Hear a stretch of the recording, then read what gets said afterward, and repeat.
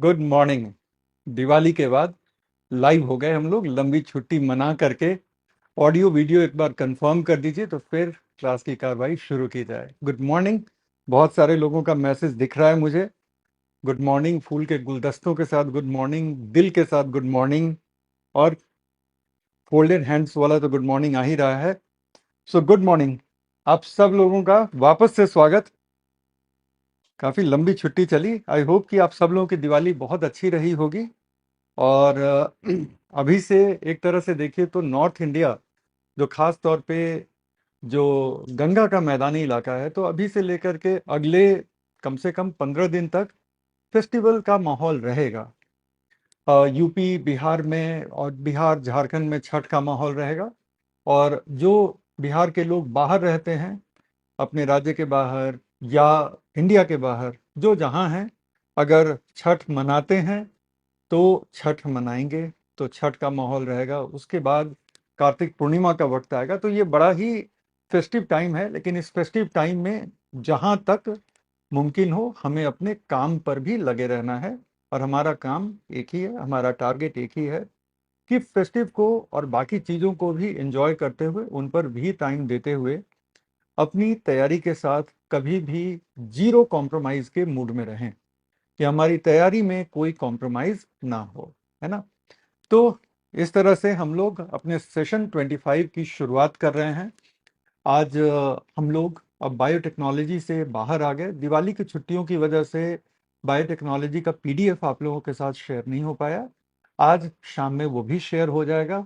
आज हम एक ऐसे टॉपिक को शुरू कर रहे हैं जिसके बारे में ये कहना थोड़ा सा डिफिकल्ट है कि ये साइंस एंड टेक्नोलॉजी का हिस्सा है या ये इंडियन इकोनॉमी का हिस्सा है। लेकिन चूंकि ज़्यादातर लोग और मैं भी ये मानता हूँ कि इसका सिलेबस में होना बेसिकली वो बायोटेक्नोलॉजी के संदर्भ को दिखाता है, इसलिए इसको साइंस एंड टेक्नोलॉजी के साथ ही करना बेहतर होगा। मैं बात कर रहा हूँ इंटेलेक्चुअल प्रॉपर्टी राइट्स की। इंटेलेक्चुअल प्रॉपर्टी राइट्स का जिक्र एक बार इंडियन इकोनॉमी में भी आएगा, जब सर डब्ल्यूटीओ कराएंगे और डब्ल्यूटीओ की कॉन्स्टिट्यूटिव ट्रीटीज की बात होगी, तो उसमें इंटेलेक्चुअल प्रॉपर्टी राइट्स को लेके भी एक ट्रीटी हुई थी जिसको हम ट्रिप्स कहते हैं, trade related intellectual property rights agreement या agreement on trade related intellectual property rights. लेकिन वो एक डब्ल्यूटीओ की टेक्निकल ज़रूरत थी कि अगर किसी भी कंट्री को डब्ल्यूटीओ का मेंबर बनना है तो उसको कई और दूसरे अग्रीमेंट के साथ साथ इस अग्रीमेंट को भी साइन करना पड़ेगा।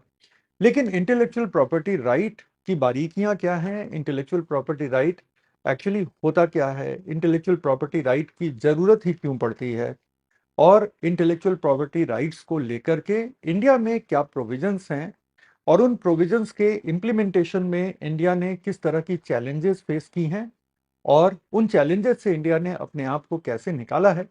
वो सारी टॉपिक की चर्चा जो है वो इंडियन इकोनॉमी में हो नहीं पाती, इसलिए ये टॉपिक साइंस एंड टेक्नोलॉजी में रहेगा। इस पे हर दूसरे तीसरे साल छोटा बड़ा क्वेश्चन आ ही जाता है, क्योंकि ये बड़ा हैपनिंग एरिया है। हैपनिंग इन द सेंस कि इससे कुछ ना कुछ क्वेश्चन बनते रहते हैं, और इसलिए ये काफ़ी लाजमी है कि यहाँ से क्वेश्चन पूछे जाएं।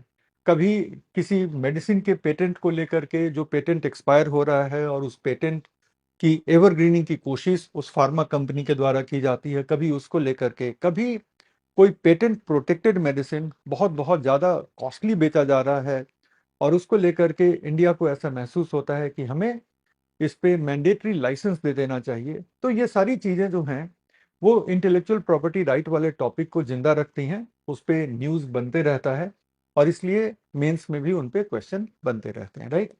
तो हमारी शुरुआत होगी इंटेलेक्चुअल प्रॉपर्टी राइट्स के बेसिक कॉन्सेप्ट से।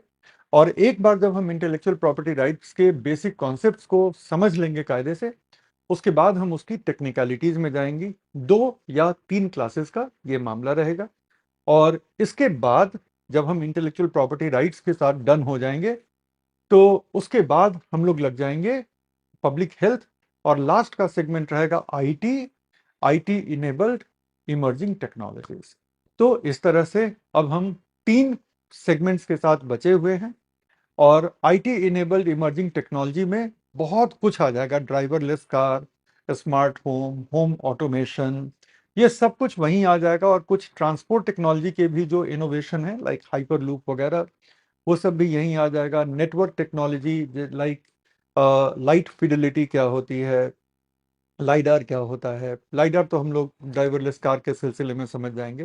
तो इस तरह की तमाम टेक्नोलॉजीज हम लोग अपने लास्ट और सबसे बड़े सेगमेंट में समझ लेंगे।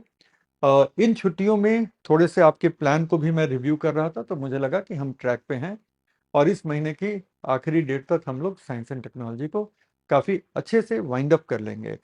उसके बाद आपकी भी ज़रूरत होगी कि आप इसको करंट के साथ अपडेट करते रहेंगे, और प्रीलिम के पहले करंट के अपडेट्स को लेकर के मैं भी आप लोगों के साथ एक स्पेशल सेशन के जरिए फिर से उस समय अपडेट कराने के लिए, अपडेट और रिफ्रेश कराने के लिए उस समय दोबारा जुड़ जाऊंगा, ठीक है ना। तो अब हम लोग क्लास शुरू करते हैं। अच्छा हाँ, आज चिल्ड्रंस डे भी है, तो चिल्ड्रंस डे की भी बहुत बहुत शुभकामनाएं। और आज जिनके जन्मदिन पर हम चिल्ड्रंस डे मनाते हैं, मॉडर्न इंडिया के आर्किटेक्ट्स में उनकी गिनती तो होती ही है ना। तो हम ये भी ना भूलें कि ये सिर्फ बच्चों का ही दिन नहीं है, बल्कि उस व्यक्ति का भी जन्मदिन होता है जिन्होंने पोस्ट इंडिपेंडेंस इंडिया को प्रगति के पथ पर डालने की एक बहुत बड़ी जिम्मेदारी उठाई थी, और जिम्मेदारी को कमाल तरीके से निभाया भी। आज हमारे देश में जो आईआईटीज़ हैं, जो हमारे देश में हेवी इंजीनियरिंग का जो बेस है, हमारे देश में जो इंफ्रास्ट्रक्चर का बेस है, इन सब की शुरुआत उस वक्त हुई थी। तो वहाँ से अब बाहर निकलते हैं और अब हम लोग शुरू कर रहे हैं इंटेलेक्चुअल प्रॉपर्टी राइट्स सेशन 25, ठीक है। और ये इंटेलेक्चुअल प्रॉपर्टी राइट्स का ये सेशन 1 है, मैक्सिमम 3 जाएगा, 2.5 में भी हो सकता है। शुरू करिए, मेरे साथ लिखते रहिएगा तो एक्टिव भी रहेंगे और चीजें भी साथ साथ एक्टिवली आपको समझ में आएंगी। सेशन 25,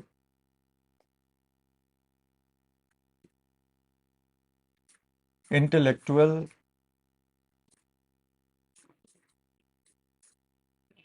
प्रॉपर्टी राइट्स, आईपीआर, ठीक है।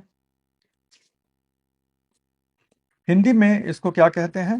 हिंदी में इसको कहते हैं बौद्धिक संपदा अधिकार। और चूंकि इस पर हमारा पहला सेशन है, तो इसलिए मैं इस पे 1 लिख दे रहा हूं। इसके बाद जब भी हम इसको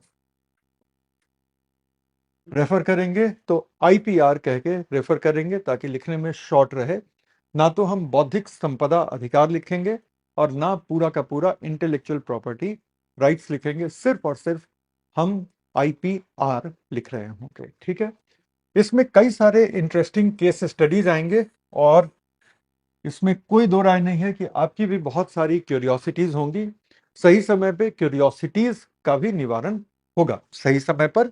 नहीं तो अगर सही समय का ध्यान नहीं रखें, तो इस टॉपिक में बहुत पॉसिबिलिटी होती है कि आप मेन मुद्दे से भटक करके और आप जो है सो किस्से कहानी में लग जाएंगे, क्योंकि इस फील्ड के किस्से कहानी बड़े इंटरेस्टिंग से हैं।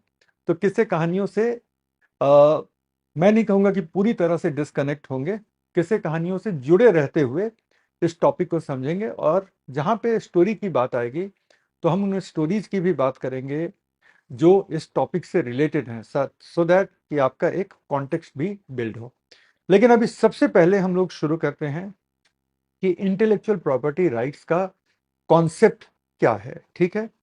तो उससे पहले हम लोग बात कर लें कि इंटेलेक्चुअल प्रॉपर्टी क्या होती है, बौद्धिक संपदा क्या होती है, फिर उसके अधिकारों की बात कर लेंगे।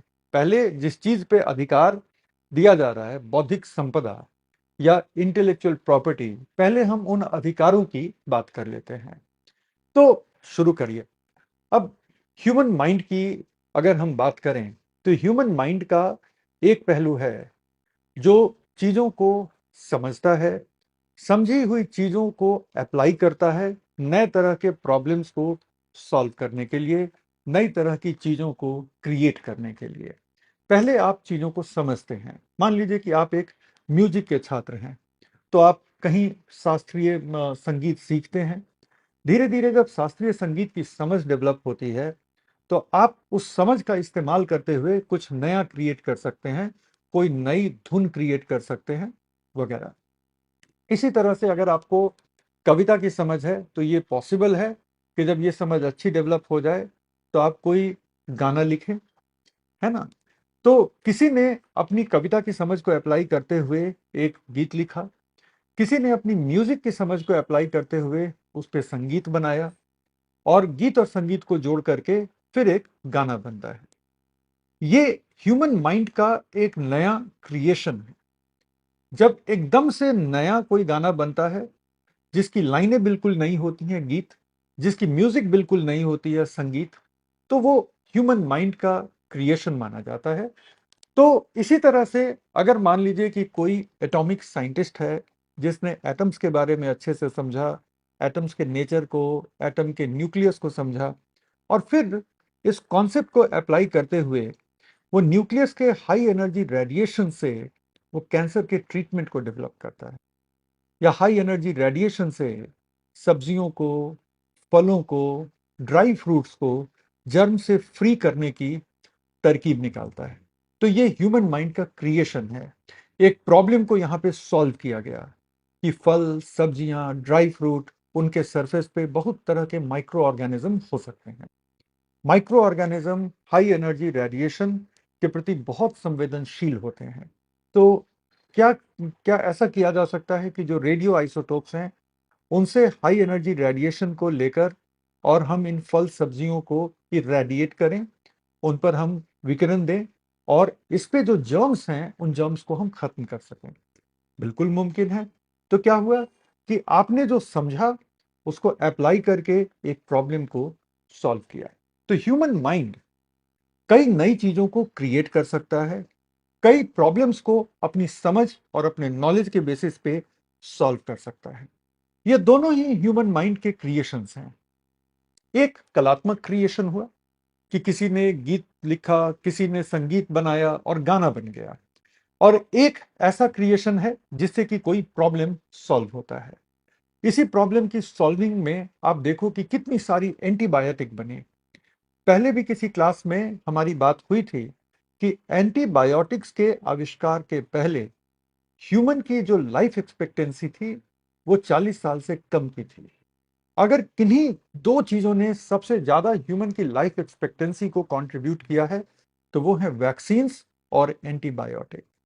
और अगर कोई तीसरी चीज होगी, तीसरी और चौथी चीज, तो वो होगा हाइजीनिक लिविंग, पहले से बेहतर सैनिटेशन और हाइजीन, साफ सुथरा रहने की प्रवृत्ति बढ़ी है, और न्यूट्रिशन की सफिशियंसी, की खाने पीने कि एक पोषण के लेवल पे सफिशियंसी, इन चार चीजों से ह्यूमन की लाइफ एक्सपेक्टेंसी जो 40 के नीचे थी वो अचानक से बढ़ के 70 के ऊपर चली जाती है। और अब जाहिर है कि दुनिया के अलग अलग कंट्रीज में अलग अलग वेरिएशंस मिलेंगे, लेकिन मैं एक मोटा फिगर आपको बता रहा हूँ। तो ह्यूमन माइंड बहुत सारी चीजों को क्रिएट कर सकता है। वो आर्टिस्टिक क्रिएशन भी हो सकती है, वो कोई प्रॉब्लम को सॉल्व भी कर सकती है। और यहां पर एक चीज और ध्यान में रखिएगा कि क्रिएट करना और खोज करना दोनों दो अलग चीजें हैं। मिसाल के तौर पे पाइथागोरस का एक थ्योरम है, ठीक है। पाइथागोरस का थ्योरम है, स्कूल में आप लोगों ने पढ़ा होगा। वो एक ट्रायंगल को लेकर के है ना। ट्रायंगल को लेकर के पाइथागोरस का एक थ्योरम है। तो क्या पाइथागोरस ने उस थ्योरम की खोज की थी, उस फिनोमिनन की खोज की थी, या क्या पाइथागोरस ने उसका आविष्कार किया था? जवाब है कि पाइथागोरस ने उसकी खोज की थी। पाइथागोरस के इस फॉर्मूले के पहले भी, इस थ्योरम के पहले भी ट्रायंगल ऐसे ही बिहेव करते थे। पाइथागोरस का इसमें कहीं भी कंट्रीब्यूशन नहीं है कि उन्होंने आविष्कार कर दिया और उनके आविष्कार के बाद ट्रायंगल ऐसे बिहेव कर रहे हैं। इसी तरह से मैथमेटिक्स के जितने फॉर्मूले हैं, किसी सर्कल का एरिया निकालना है, किसी सर्कल की सर्कमफेरेंस निकालनी है, किसी सिलेंडर का सरफेस एरिया निकालना है, किसी सिलेंडर का वॉल्यूम निकालना है, कुछ भी आप करें, जब भी ये फॉर्मूला इजाद हुआ, किसी ने इस फॉर्मूले को ढूंढ निकाला कि ये रिलेशन है किसी भी सिलेंडर के लेंथ में और किसी भी सिलेंडर के रेडियस में, ये रिलेशन है दोनों के वॉल्यूम में और सरफेस एरिया में। तो इसके पहले भी, इसके पहले कि किसी ने इस फॉर्मूले को ढूंढ निकाला, उसके पहले भी सिलेंडर के रेडियस और सिलेंडर के सरफेस एरिया का संबंध वही होता था। तो ये क्या हुआ, खोज करना हुआ। क्रिस्टोफर कोलंबस ने अमेरिका का आविष्कार नहीं किया था, अमेरिका की खोज की थी। न्यूटन ने गुरुत्वाकर्षण की खोज की थी, ना कि गुरुत्वाकर्षण का आविष्कार किया था। आइंस्टाइन ने रिलेटिविटी के फॉर्मूले का आविष्कार नहीं किया था, वो रिलेटिविटी का फॉर्मूला हमेशा सदा शाश्वत था। आइंस्टाइन ने उसकी खोज की थी और उनको एक मैथमेटिकल फॉर्मूले के रूप में लिखा था। दूसरी तरफ पैरासीटामोल दवा, पेनिसिलिन दवा, दुनिया की तमाम दवाएं, वो क्या है, वो खोज नहीं है, वो बेसिकली आविष्कार हैं। किसी ने उसका आविष्कार किया और उससे हमारा प्रॉब्लम सॉल्व होता है। तो कुछ चीजें ह्यूमन माइंड की क्रिएशन होती हैं, कुछ चीजें ह्यूमन माइंड की खोज होती हैं। खोज को हम बौद्धिक संपदा नहीं मानते हैं, आपने ढूंढ निकाला, बस इतना ही। आपने आविष्कार नहीं किया, आपने क्रिएट नहीं किया। कोलंबस ने अमेरिका क्रिएट नहीं किया। तो जो ह्यूमन माइंड की जो मौलिक कृतियां होती हैं, ह्यूमन माइंड की जो नॉवेल क्रिएशंस होती हैं, वो चाहे आर्टिस्टिक क्रिएशन हो या कुछ ऐसा क्रिएशन हो जिसका एक इंडस्ट्रियल वैल्यू हो, दोनों ही मामलों में इसको हम इंटेलेक्चुअल प्रॉपर्टी कहते हैं, क्योंकि ह्यूमन माइंड ने क्रिएट किया है।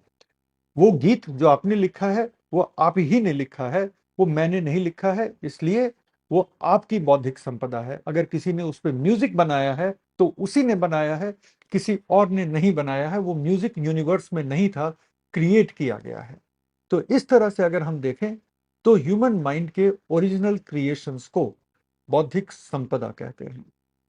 और जब किसी देश के कानून के अनुसार, अंतर्राष्ट्रीय समझौतों के अनुसार क्रिएटर को उस बौद्धिक संपदा पर एक सीमित समय के लिए कुछ सीमित अधिकार दिए जाते हैं, तो उसको हम बौद्धिक संपदा का अधिकार कहते हैं। और जो अधिकार दिया जाता है वो बेसिकली यूज का एक अधिकार होता है, क्योंकि अगर यूज का एक अधिकार दे दिया गया तो उससे जो क्रिएटर है उसको कुछ मॉनिटरी गेन होगा, उसको इंसेंटिव मिलेगी उसका, कि मैंने क्रिएट किया तो उससे मुझे कुछ फायदा तो हो रहा है। और अगर उसको फायदा हो रहा है तो समाज में कहीं ना कहीं नई चीजों को क्रिएट करने को एनकरेजमेंट मिलेगी, समाज में कई तरह की नई चीजें बनेंगी और सोसाइटी हमारी प्रोग्रेस करेगी। अगर हम किसी को इन्वेंशन के बदले बिल्कुल भी किसी भी तरह का एनकरेजमेंट ना दें, कोई एक अधिकार ना दें, आपने इन्वेंट किया, अब दुनिया में जो मर्जी उसको मैन्युफैक्चर करने लग जाए, तो फिर मेरे पास इन्वेंट करने का कारण क्या बचेगा? मैं अपनी जिंदगी के 5 साल किसी रिसर्च में क्यों दूं जिसके आखिर में कोई ऐसी दवा निकल करके आती है जिससे बहुत लोगों का कल्याण होता है? तो अगर मुझे 10 साल के लिए भी, 15 साल के लिए भी अगर उसके यूज का एक अधिकार नहीं मिला, वो फॉर्मूला बाहर आते ही पूरी दुनिया उसको बनाने में लग गई, तो मैंने अपनी जिंदगी के 6 साल क्यों दिए? और ये देख करके जो सोसाइटी के जो यंग लोग हैं उनको क्या मैसेज जाएगा? उनको भी यही मैसेज जाएगा कि दिमाग की क्रिएटिविटी लगाने की जरूरत है नहीं, क्योंकि आप क्रिएटिविटी लगाकर अगर कुछ क्रिएट कर भी लेते हैं तो उसका कोई फायदा नहीं मिलने वाला। तो क्रिएटर्स को एक लिमिटेड समय के लिए कुछ कंडीशंस के साथ, कुछ शर्तों के साथ उनके क्रिएशन पर एक अधिकार दिया जाता है यूज का। तो इस तरह से क्रिएटर उससे मॉनिटरीली लाभान्वित होते हैं और समाज में इस तरह के नए क्रिएशंस को एनकरेजमेंट मिलती है और इस तरह से समाज प्रोग्रेस करता है। हालांकि यहाँ पे थोड़ी आइडियोलॉजिकल डिबेट हो सकती है, लेकिन एक हिस्टोरिकल फैक्ट मैं आपको बताता हूँ। और चूंकि मैं साइंस एंड टेक्नोलॉजी का हूँ तो फैक्ट ही बता पाऊंगा। हालांकि यहाँ पे आइडियोलॉजिकल डिबेट की पूरी गुंजाइश है, लेकिन दुनिया में जितने कंट्रीज में इंटेलेक्चुअल प्रॉपर्टी राइट्स बहुत अच्छे से एनफोर्स होते हैं, उन कंट्रीज ने इंडस्ट्रियल प्रोग्रेस और उस इंडस्ट्रियल प्रोग्रेस के साथ अपने लोगों के जीवन स्तर को बेहतर करने में बहुत ज़्यादा सफलता पाई है। अगर आप कंपेयर करिएगा वेस्टर्न यूरोप के कंट्री को, नॉर्थ अमेरिका के कंट्री को, तो इन कंट्रीज में इंटेलेक्चुअल प्रॉपर्टी राइट को बहुत स्ट्रॉन्ग लीगल प्रोटेक्शन मिला हुआ है, जिसकी वजह से वहाँ पे एक कायदे से एक वर्ग है जो हायर स्टडी इसलिए परस्यू करता है कि उससे जो समझ डेवलप होगी, उससे वो कुछ नया क्रिएट कर पाएंगे। आप यकीन नहीं करेंगे, पिछले 10 साल में एक भी कोई ऐसी एंटीबायोटिक नहीं है जो भारत के किसी लैब से बन के नई आई हो। जब कोई एंटीबायोटिक बन जाती है, जब उसका लाइसेंस मिलता है मैन्युफैक्चर का, तो इंडिया मैन्युफैक्चरिंग करने लग गया है, लेकिन इंडिया ने आविष्कार नहीं किया है।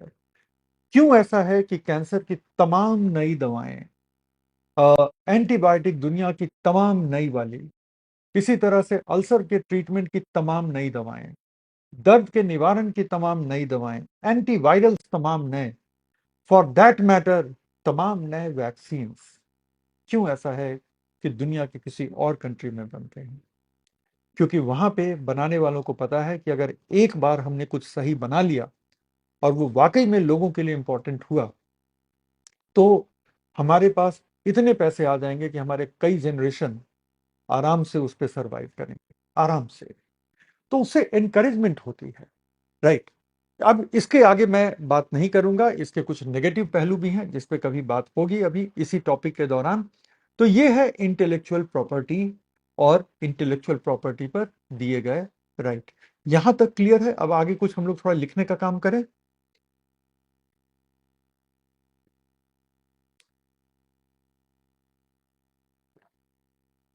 अच्छा, जब तक हम लोग बात कर रहे थे तब तक आप लोग भी आपस में लग गए, काफी इधर उधर की भी बात हुई। कोई बात नहीं, अपना ही नुकसान किया, मुबारक हो जिन लोगों ने किया। जेनेरिक मेडिसिन हम लोग दूसरी या तीसरी क्लास में करेंगे बाबू।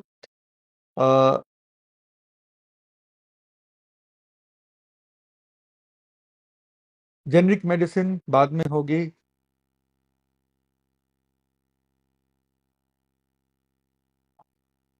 ठीक है, चल।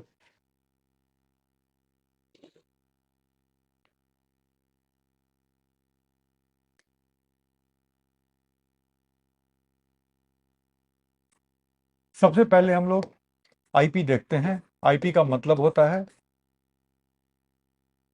बौद्धिक संपदा।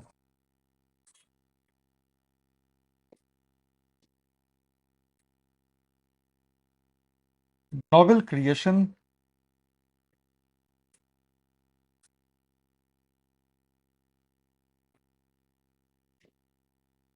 Of human mind which is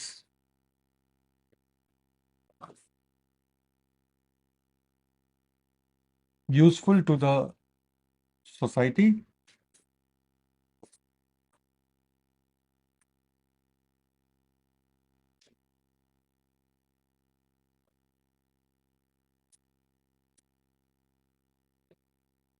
does not harm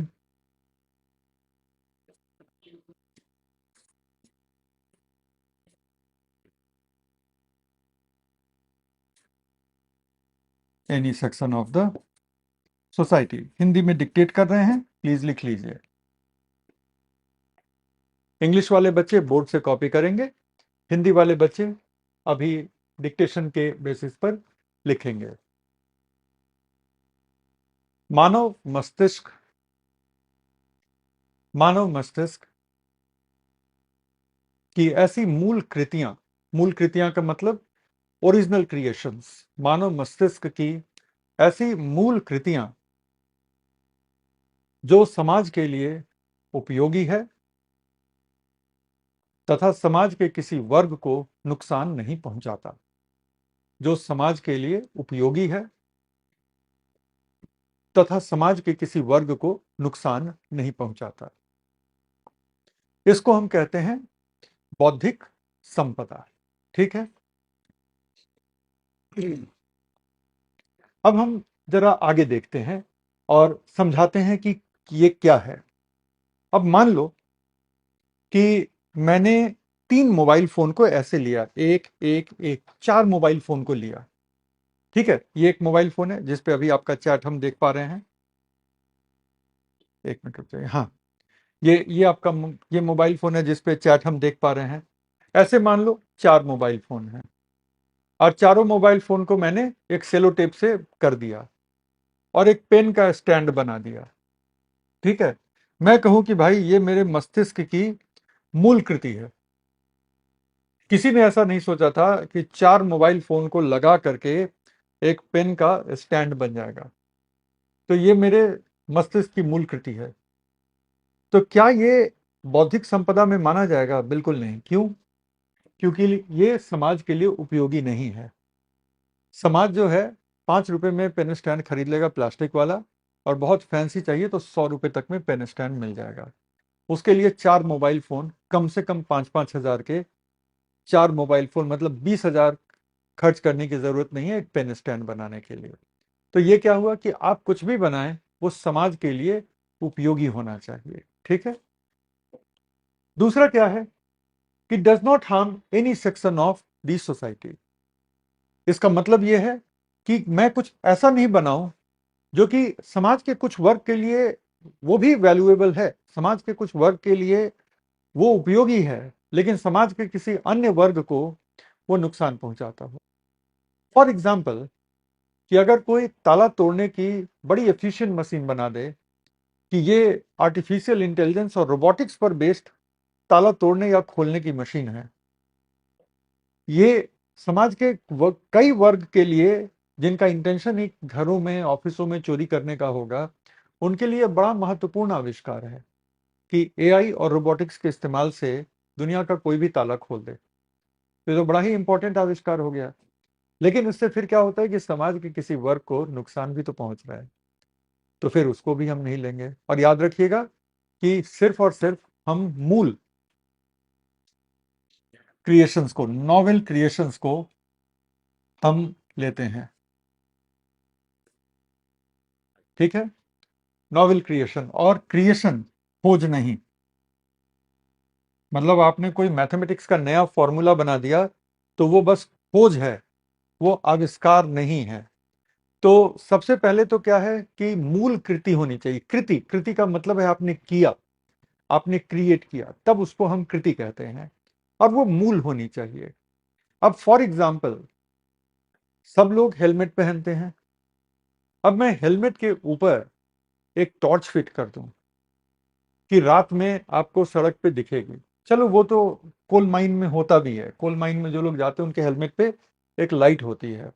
मैं छाते के ऊपर टॉर्च फिट कर दूं कि लोग गांव में निकलते हैं बारिश के मौसम में रात में, तो छाते के ऊपर टॉर्च लगा रहेगा तो उनको सामने की रोड सही दिख रही होगी, रोड पे कहाँ कीचड़ है वो सब दिख रहा होगा, और गलती से कहीं सांप निकला है तो वो भी दिख जाएगा।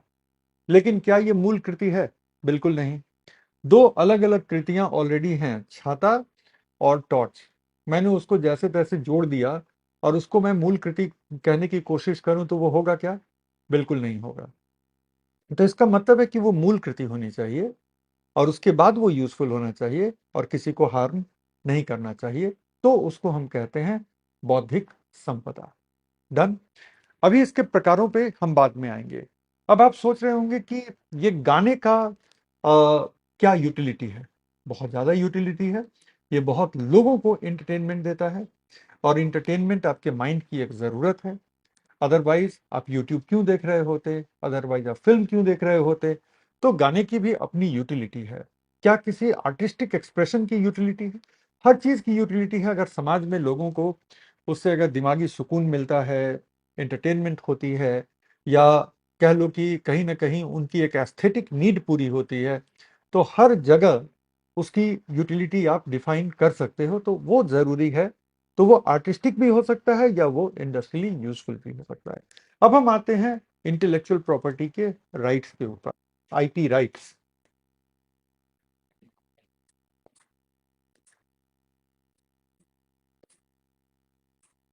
राइट्स का मतलब होता है अधिकार।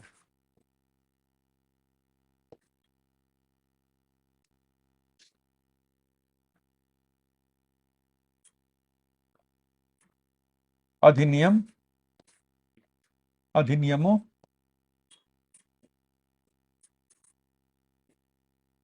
विनियमन तथा अंतरराष्ट्रीय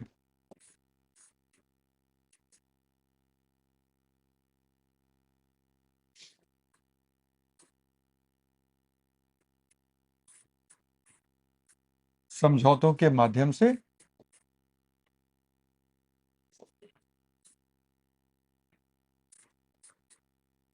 आईपी पर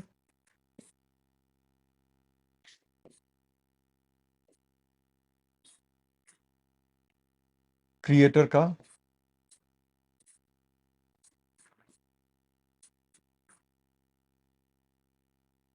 एकाधिकार।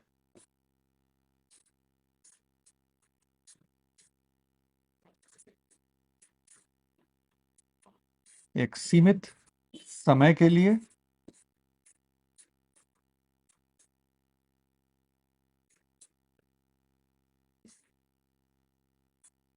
और कुछ शर्तों के साथ। इंग्लिश वाले बच्चे मेरे डिक्टेशन से लिखेंगे, हिंदी वाले बच्चे बोर्ड से लिखेंगे, और उसके बाद मैं इसको एक्सप्लेन करूंगा नीचे वाले दो हिस्सों को। ठीक है? ये लिखिएगा।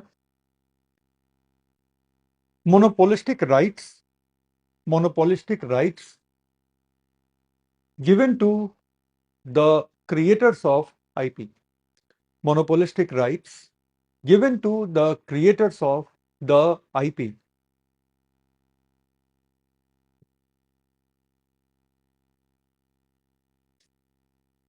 for a limited period and with some conditions. For a limited period and with some conditions.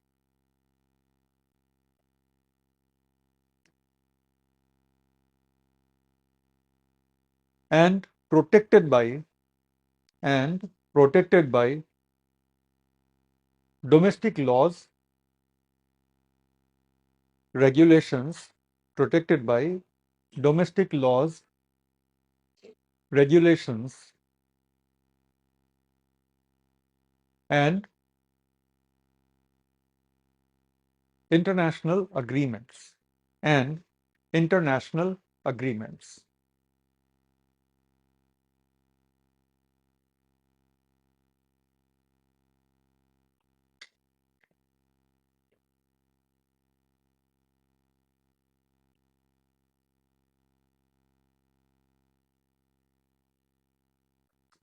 Done. चलिए समझ लें, थोड़ा समझते हैं। तो एक एग्जाम्पल, ये 2 मिनट के लिए इमेजिन करिए कि आपने एक ऐसे मेडिसिन की आविष्कार कर ली है। आप इन क्लासेस के साथ साथ थोड़े वैज्ञानिक प्रयोगों में लगे हुए थे और ऐसे मेडिसिन का आविष्कार कर लिया है जिसके एक टैबलेट पर वीक खाने से बच्चे की मेमोरी 10 टाइम्स बढ़ जाती है। तो एक ही बार कुछ पढ़ करके, एक ही बार कुछ सुन करके वो बात दिमाग में छप जाती है। ऐसा ही कुछ वरदान, ऐसा कहा जाता है कि कालिदास को मिले थे। कालिदास अपने जीवन के बहुत साल तक, बल्कि शुरुआती कई डिकेड तक काफी बेवकूफ किस्म के इंसान माने जाते थे और जिनको पढ़ने लिखने में कोई रुचि नहीं थी। साहित्य तो दूर दूर तक उनकी रेंज से बाहर था। और ऐसा कहा जाता है कि उनके इनोसेंस से, उनके भोलेपन से एक रात माँ काली प्रसन्न होती हैं और उनको कहती हैं कि आज रात में तुम जितने किताबों का स्पर्श कर लोगे, उस सारे किताबों की विद्या तुम्हें मिल जाएगी। और वो फिर राजा के पुस्तकालय में जाते हैं और बहुत सारी किताबों का स्पर्श कर रहे होते हैं पूरी रात। और ऐसा कहा जाता है कि कालिदास उसके बाद महाकवि कालिदास हो गए। और संस्कृत में ऐसा कहा जाता है कि कालिदास के बराबर कोई उपमा नहीं दे पाता।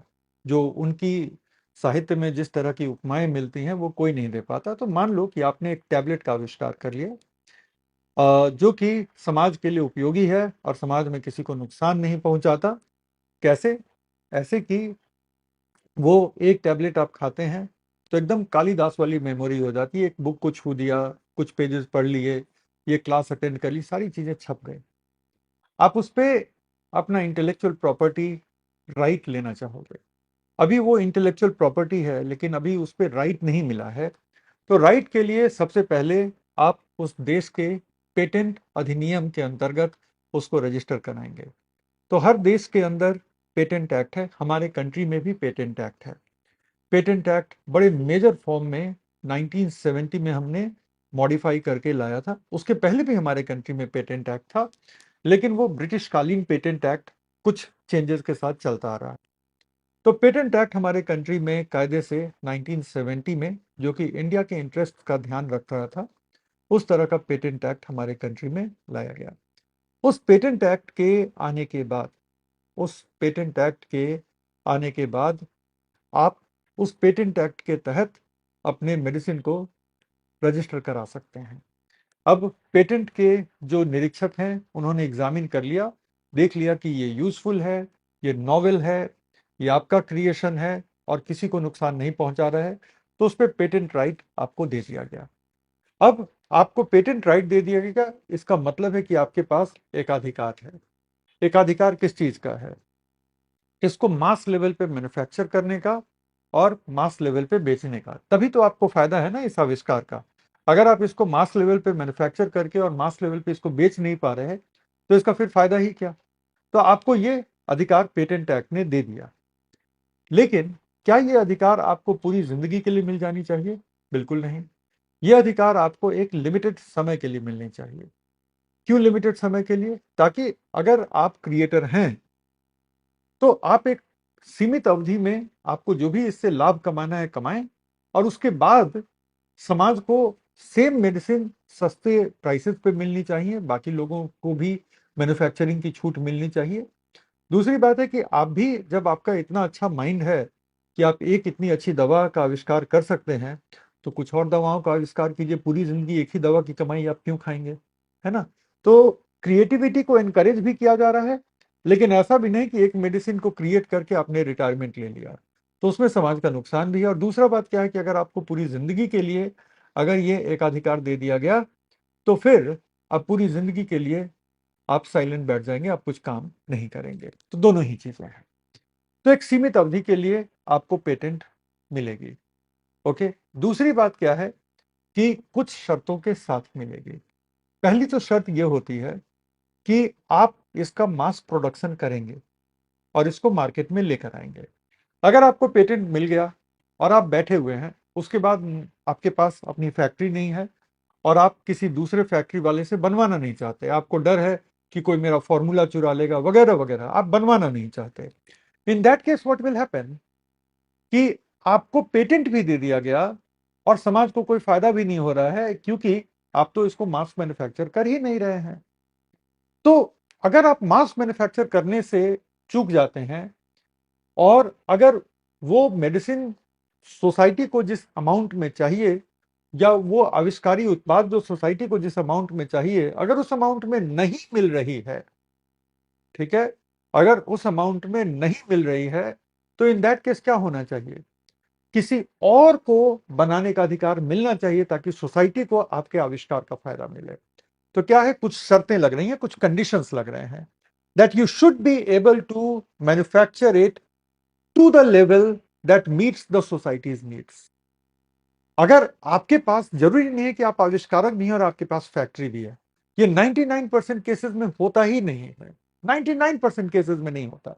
अब आप क्या करेंगे? तो किसी को लाइसेंस देंगे। पेटेंट आप ही का है, लेकिन कोई उस लाइसेंस के अंतर्गत उसको बना रहा होगा। दूसरी बात कि आपने किसी को लाइसेंस देके बना भी लिया, लाइसेंस देके बना भी लिया, सोसाइटी को जितनी जरूरत है उस अमाउंट में वो आपने सप्लाई भी कर दी, लेकिन आपने इसके प्राइसेस ऐसे रखे हैं कि सोसाइटी का एक बहुत बड़ा वर्ग इससे वंचित रह जाएगा। तो फिर किसी और को भी बनाने का लाइसेंस पेटेंट रजिस्ट्रार जो होंगे वो दे सकते हैं, जिसको हम पेटेंट ऑफिस कहते हैं। तो वो कंपलसरी लाइसेंस किसी को देने का आपको ऑर्डर पास कर देंगे कि भाई देखो, आप बना तो रहे हो, लेकिन आप सही प्राइस पे इसको बेच नहीं पा रहे, जिससे कि समाज का जो एक बहुत बड़ा वर्ग है, मान लो कि 80%, 90%, 90% से भी ज्यादा, जो कि इसको यूज ही नहीं कर पा रहा है, तो इसका मतलब है कि आप सोसाइटी की नीड्स को पूरा नहीं कर रहे। In that case what will happen? In that case your licence, आपने किसी को दिया है लाइसेंस बनाने का, लेकिन आपको कंपलसरी तरीके से किसी और को भी लाइसेंस देना होगा, बनाने का, जो कि ये वादा करे पेटेंट ऑफिस को कि हम तो ये बना करके सस्ते में बेच लेंगे। एग्जैक्टली यही हुआ था। एक जर्मन कंपनी है बेयर, BAYER। तो एक जर्मन कंपनी है बेयर। बेयर की एक कैंसर की मेडिसिन है जिसका नाम है नेक्सावार, NEXAVAR। तो बेयर कैंसर की इस मेडिसिन को एक्सट्रीमली एक्सपेंसिव बेच रही थी, तकरीबन जिसमें महीने की खुराक जो है सो कम से कम 3.5 से 4 लाख की बैठेगी। तो बेयर इस प्राइस में इंडिया में बेच रही थी। बेयर का कहना था कि इसके अलावा हम 1000 खुराक तो फ्री ऑफ कॉस्ट इंडिया के हॉस्पिटल्स में उपलब्ध करा रहे हैं पर मंथ। लेकिन 1000 खुराक से क्या होता है जब उस कैंसर के पेशेंट की संख्या इंडिया में 50,000 से ज्यादा है, तो 1000 खुराक की क्या ही बात है। तो बेयर बाकी लोगों को ये मेडिसिन 3.5 से 4 लाख रुपए पर मंथ के लेवल पे बेच रहा था और 1000 खुराक फ्री ऑफ कॉस्ट दे रहा था। तो हैदराबाद की एक कंपनी है जिसका नाम है Natco pharma, NATCO। Natco pharma आती है और नैटको फार्मा कहती है पेटेंट ऑफिस को कि बेयर से हमको कंपलसरी लाइसेंस दिलवा दीजिए और हम इसको 8,000 से कम पर मंथ पे अवेलेबल करा देंगे। तो बेयर ने पहले तो मना किया, लेकिन बाद में पेटेंट ऑफिस ने कंपलसरी लाइसेंस दिलवाया नेटको फार्मा को। तो इस तरह से भी कंपलसरी लाइसेंस दिया जा सकता है। तो ये भी एक शर्त है कि आपको मोनोपोली है, आपको एक अधिकार प्राप्त है इसको बनाने का, इसको बेचने का, लेकिन किसी भी प्राइस पर नहीं, वो एक रीजनेबल प्राइस पॉइंट पर बेचना होगा सो दैट कि सोसाइटी के मैक्सिमम लोग उस प्राइस से लाभान्वित हो सके। तो आपके हितों की रक्षा हो रही है, आपको एक अधिकार दे दिया गया एक लंबे समय तक, कम से कम 10 साल, ठीक है, 15 साल भी। तो आपको एक अधिकार दे दिया गया, वो ठीक है, लेकिन इन दो शर्तों के साथ दिया गया। तो आई होप यू अंडरस्टैंड। अब क्या है कि ये मेडिसिन लेकर के आप इंडिया के किसी दूसरे कंट्री में, इंडिया के बाहर किसी दूसरे कंट्री में भी जाएंगे और वहां पे WTO का ट्रिप्स अग्रीमेंट आता है। वो ये कहता है कि अगर किसी प्रोडक्ट पे WTO के किसी सदस्य देश में पेटेंट ऑलरेडी मिला हुआ है, तो दूसरे कंट्री में जहां पर अब मैन्युफैक्चरर उसको बेचना चाह रहा है, तो दूसरे कंट्री में WTO के किसी अन्य सदस्य देश में पेटेंट जो मिला हुआ है उसको प्रायोरिटी दी जाएगी। और अगर इसको देख करके कोई नए प्रोडक्ट का अगर पेटेंट रजिस्ट्रेशन आता है, तो ये माना जाएगा कि चूंकि ये प्रोडक्ट किसी और देश में पहले से पेटेंट प्राप्त है, तो इस पे पेटेंट को रिजेक्ट करना है। तो ऐसा भी होता है कि कोई दवा वर्ल्ड के किसी एक कंट्री में बनती है और उसके उससे मिलती जुलती या वही कोई दवा कोई दूसरी कंट्री जो है बनाने की कोशिश करती है। तो सबसे पहले जो काम होगा कि ये कंट्री ऑब्जेक्ट करेगा, उसका एक डेटाबेस है जो हर रोज अपडेट होता है। तो जैसे ही उससे मिलती जुलती दवा किसी ने पेटेंट के लिए अप्लाई किया किसी और देश में, तो ये वाली कंपनी वहां जाकर के ऑब्जेक्ट करेगा कि इस पे तो मुझे इंडिया में इस डेट को पेटेंट मिल चुका है, और उस बेसिस पे भी पेटेंट का एप्लीकेशन रिजेक्ट हो जाता है। तो WTO की ट्रिप्स की जो अग्रीमेंट है वो एक इंटरनेशनल मैकेनिज्म देती है पेटेंट के प्रोटेक्शन की। लेकिन उसके बाद जिस देश में आपको बिजनेस करना है उस देश में जाकर के आपको फिर से वहां पे पेटेंट लेना होगा। कोई और नहीं ले पाए उसके लिए आपका इंडिया का पेटेंट काफी है। इंडिया के पेटेंट के बेसिस पे आप उसको ऑब्जेक्ट कर सकते हैं और कोई और नहीं ले पाएगा। लेकिन वहां पे अगर आप फुल प्रोटेक्शन चाहते हैं, तो जिन जिन कंट्री में आपको बिजनेस करना है उन उन कंट्रीज में आपके लिए ये बहुत जरूरी है कि वहां पे जाकर के आप अपना पेटेंट लें।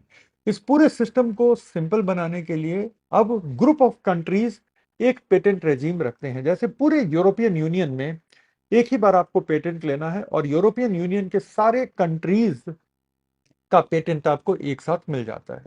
अब चूंकि ब्रिटेन यूरोपियन यूनियन से बाहर निकल आया, ब्रेग्जिट सब लोगों ने सुना होगा, तो ब्रिटेन चूंकि यूरोपियन यूनियन से बाहर निकल आया, तब ब्रिटेन के लिए एक अलग पेटेंट लेना होगा। इसी तरह से अफ्रीकन यूनियन के बड़े सारे कंट्री हैं जो एक ग्रुप बना करके एक बार आप पेटेंट के लिए अप्लाई करें तो इतने कंट्री में आपको पेटेंट मिल जाता है। तो इस तरह से बहुत सारी इंडियन कंपनीज हैं जो अपनी मेडिसिन को अफ्रीकन कंट्रीज में भी सेल करती हैं। तो अब मुझे लगता है कि आपको ये कंडीशन भी क्लियर हो गए, और दूसरी बात जो आपको ये भी क्लियर हो गई कि कैसे पेटेंट को डोमेस्टिक लॉ, रेगुलेशंस और इंटरनेशनल ट्रीटीज के जरिए सिक्योर किया जाता है। अब कोई क्वेश्चन होगा तो आप पूछिएगा, लेकिन कुछ लिखने का काम हम कर लेते हैं।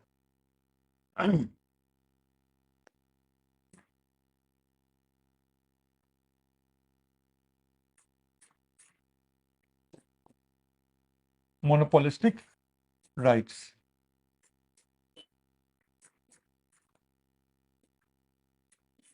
एकाधिकार। पहला,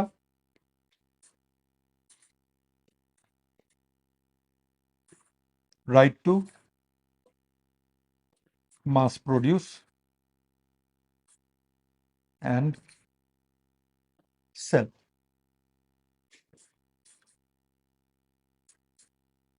उत्पादन एवं विपणन का एकाधिकार।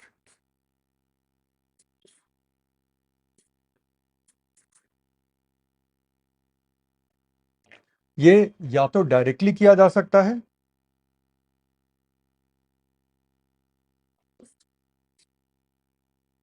ये या तो डायरेक्ट किया जा सकता है या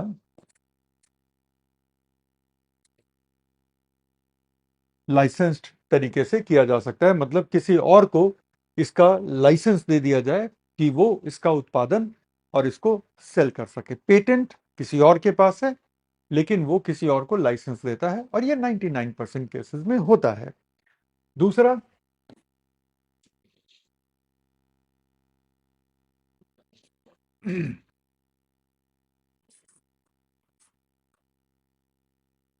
चूंकि पेटेंट आपके पास है, ठीक है, तो आप इसको मॉडिफाई भी कर सकते हैं। ऐसा नहीं है कि ये जैसा है वैसे ही ये हमेशा रहेगा। It can be modified also. अभी इसकी चर्चा नहीं की थी, मतलब कि उत्परिवर्तन का अधिकार। ये अधिकार क्यों जरूरी है, ये भी समझ लो। अगर ये अधिकार आपको नहीं दिया गया, तो आपके आविष्कार में छोटा सा चेंज करके और मैं उसको अपना आविष्कार बना करके और पेश कर दूंगा। तो इसलिए अगर आपका कोई आविष्कारी प्रोडक्ट है, तो उस आविष्कारी प्रोडक्ट में चेंज करने का भी एक अधिकार एक समय तक आप ही के पास होगा। ठीक है, और यहां पर यह बात हमने लिखी हुई है कि एक सीमित समय के लिए, for a limited time and under certain conditions. ठीक है, तो अब आप इसको लिख लीजिए।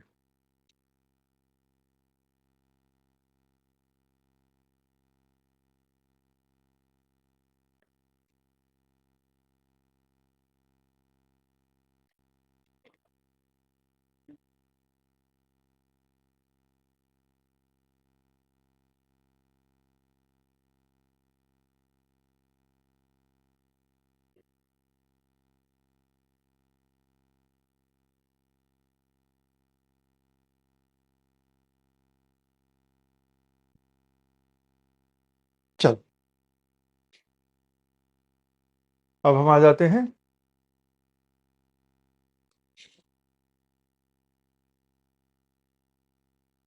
नॉवेल क्रिएशंस, मतलब कि मौलिक कृतियां क्या क्या हैं।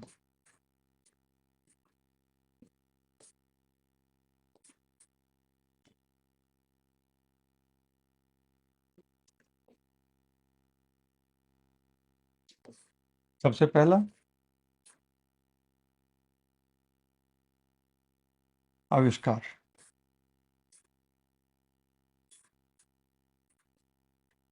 एक ऐसा उत्पाद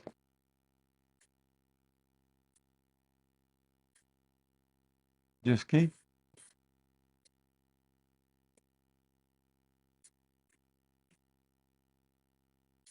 औद्योगिक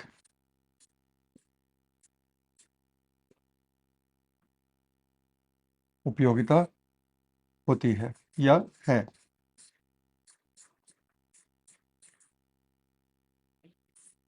a product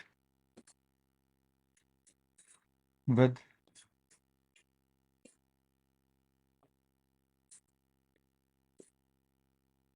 industrial importance।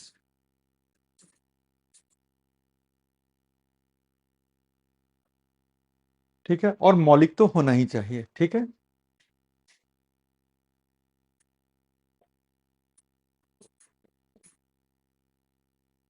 Invention होना चाहिए इसको। ठीक है, और जो दूसरा है वो है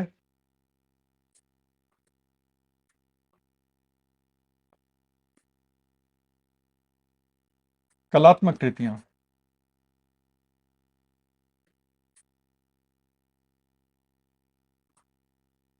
आर्टिस्टिक एक्सप्रेशंस,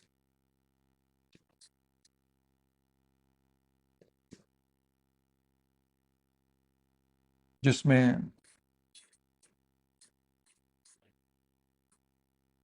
साहित्य, संगीत,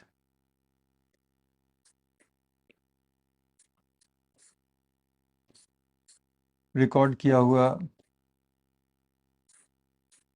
कलात्मक प्रदर्शन,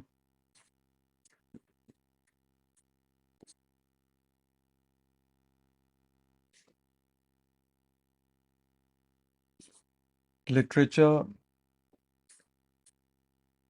म्यूजिक, रिकॉर्डेड परफॉर्मेंस।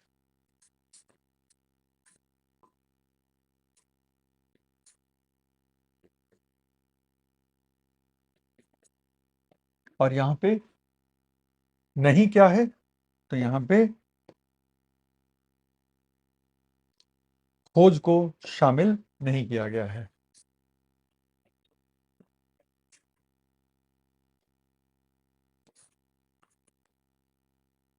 खोज,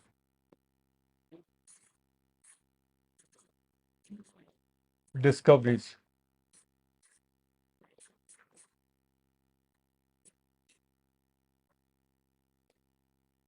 शामिल नहीं।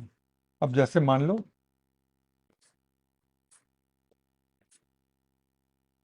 एक नई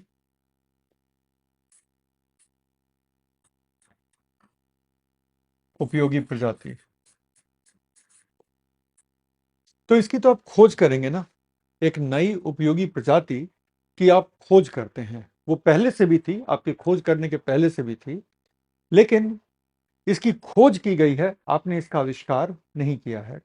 लेकिन क्या होगा अगर आपने एक जीवाणु को लेकर के उसमें जेनेटिक मॉडिफिकेशन कर दिए और जेनेटिक मॉडिफिकेशन के बाद वो उपयोगी बन जाता है, तो उस पे आप आविष्कार का क्लेम कर सकते हैं, क्योंकि वो नेचर में था, लेकिन उसमें आपने चेंज किए और चेंज करके आपने उसको उपयोगी बनाया, तो वो आविष्कार की श्रेणी में आएगा। लेकिन वो जिस रूप में नेचर में था, अगर उसी रूप में आप उसको खोज निकालते हैं, तो वो आपका आविष्कार नहीं माना जाएगा। और यहीं पे हम लिख देते हैं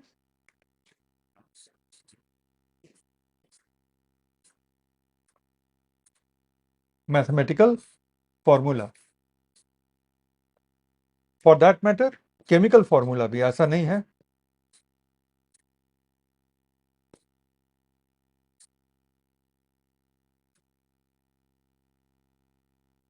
कि केमिकल फॉर्मूला खोज नहीं होते, वो भी खोज ही होते हैं, कोई उसका आविष्कार नहीं करता।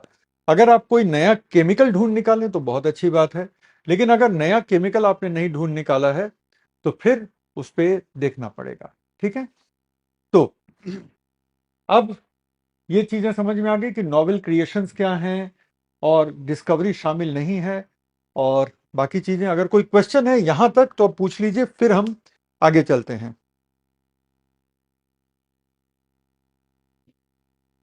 कोई क्वेश्चन है तो मैं अभी चैट पे थोड़ी देर के लिए मैंने ध्यान दिया हुआ है।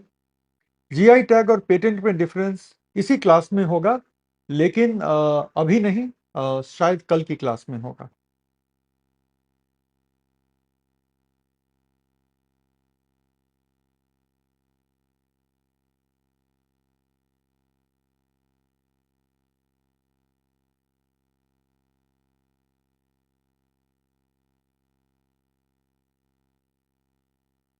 चलो।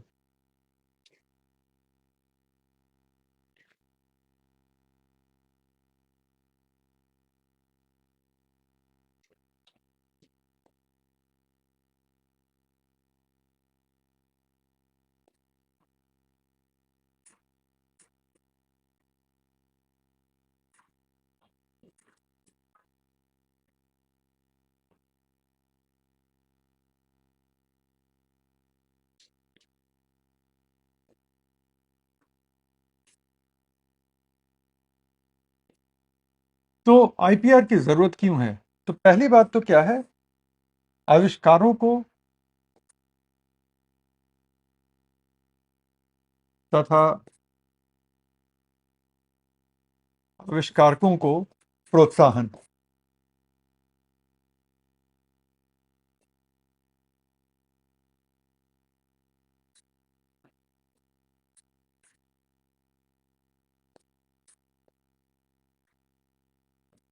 ये पहली आवश्यकता है, ठीक है।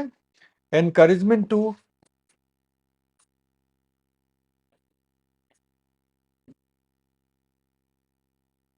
Inventors and inventions. इसका फायदा क्या है?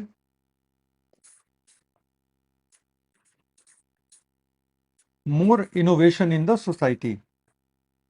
सोसाइटी में नई नई चीजें डेवलप होंगी, ठीक है।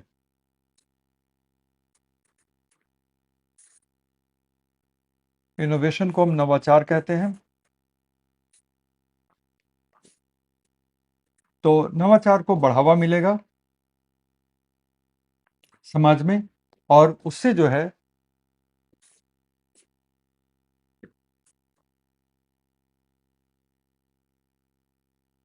Economic development,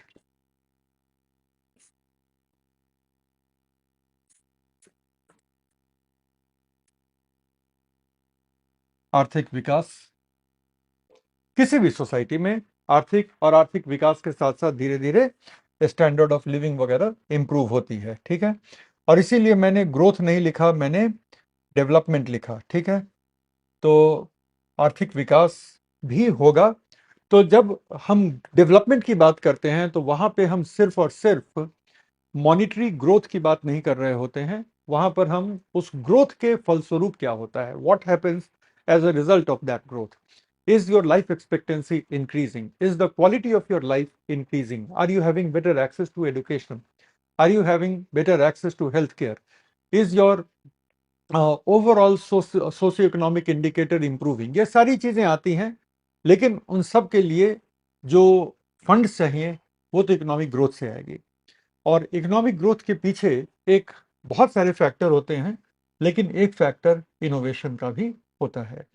second world war के बाद जापान ने कई और चीजों के अलावा इंडस्ट्रियल इनोवेशन को अपना फोकस एरिया बनाया। आज भी मेड इन जापान पूरी दुनिया में क्वालिटी का एक सर्टिफिकेट माना जाता है, कि अगर ये मेड इन जापान है तो वो क्वालिटी का सर्टिफिकेट माना जाता है। आज भी जापान की गाड़ियां पूरी दुनिया में चलती हैं, और पूरी दुनिया में उसको एक रिलायबल गाड़ी के रूप में देखा जाता है। चाहे वो नॉर्थ अमेरिका का मार्केट क्यों ना हो, जहां पे परचेजिंग पावर बहुत ज़्यादा है, बावजूद उसके वहां पे भी जापान की गाड़ियां बहुत ज़्यादा बिकती हैं।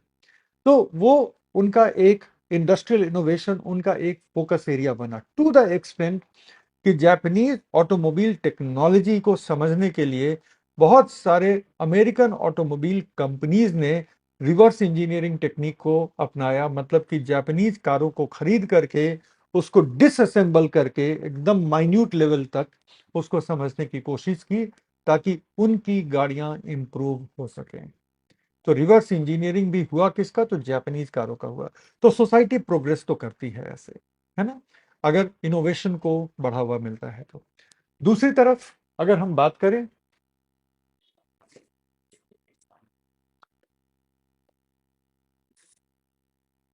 तो नई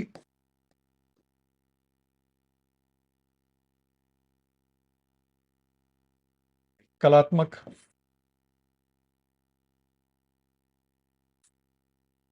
कृतियों का सृजन,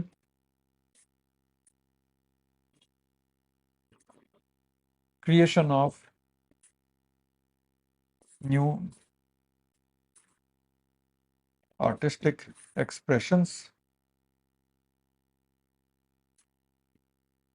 जिससे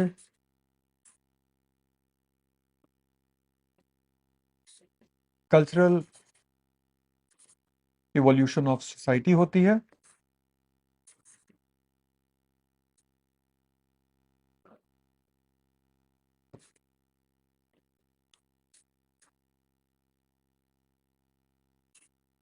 समाज का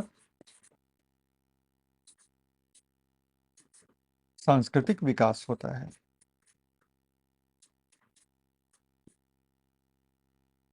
तो इसलिए आईपीआर की आवश्यकता है। But at the same time, चूंकि आईपीआर किसी न किसी अधिनियम, किसी न किसी विनियमन के तहत दिए जाते हैं, इसलिए इन अ वे आईपीआर सामाजिक हितों की रक्षा भी करता है। सिर्फ आप राइट्स नहीं दे रहे हैं, बल्कि राइट्स के साथ साथ रिस्पॉन्सिबिलिटी भी दे रहे हैं। और सामाजिक हितों की रक्षा कैसे होती है? सामाजिक हितों की रक्षा होती है लिमिटेड टाइम तक के लिए आईपीआर दे करके, और कुछ कंडीशंस के साथ आईपीआर को दे करके, तब सामाजिक हितों की भी रक्षा होती है। क्लियर?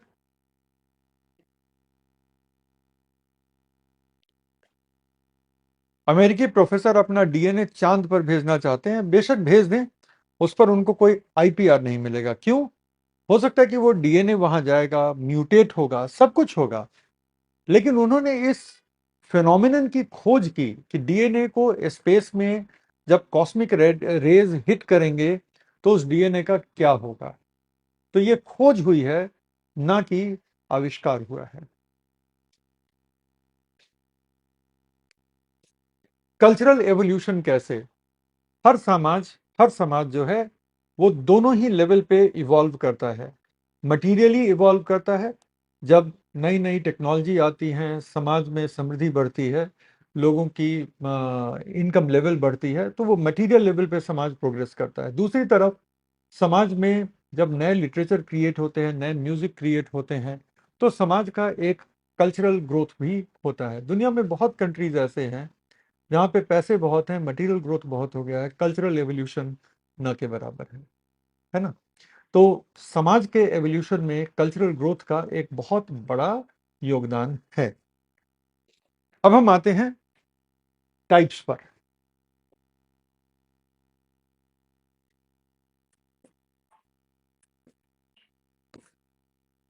Types of IPR.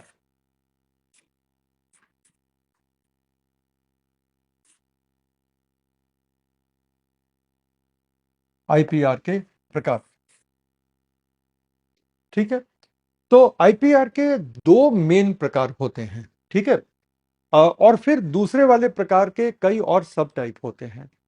सबसे पहला तो आईपीआर होता है जिसको हम कहते हैं कॉपीराइट, जो कि आर्टिस्टिक और लिटरेरी वर्क पर दिया जाता है। कलात्मक और साहित्य के काम पर वो आईपीआर मिलता है, जिसको कि हम कॉपीराइट कहते हैं।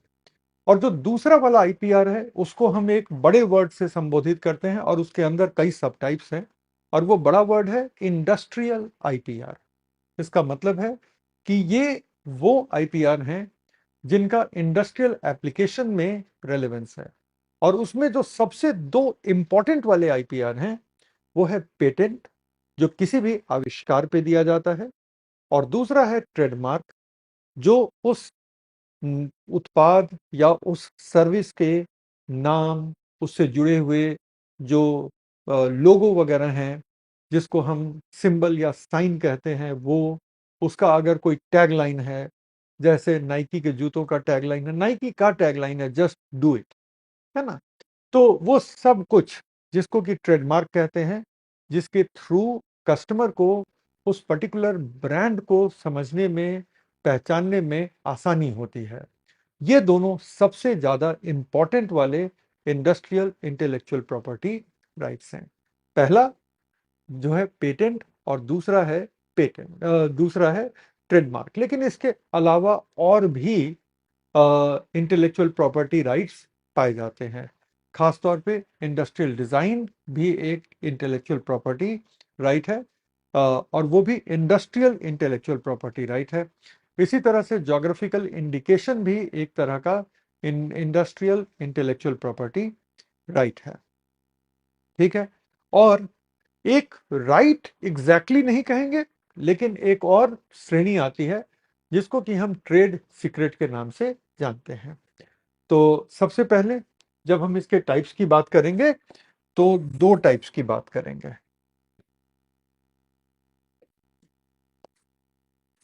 There are two main types.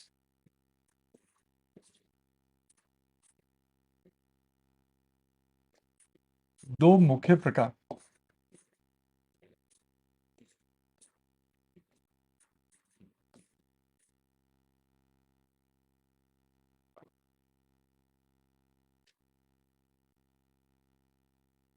पहला जो प्रकार है हमारा वो कहलाएगा कॉपीराइट्स, जो कि साहित्यिक,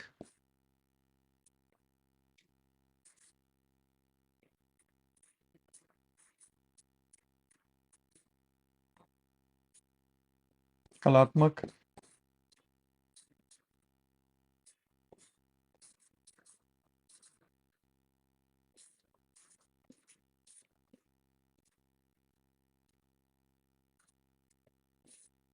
कलात्मक मौलिक सृजन पर उपलब्ध है।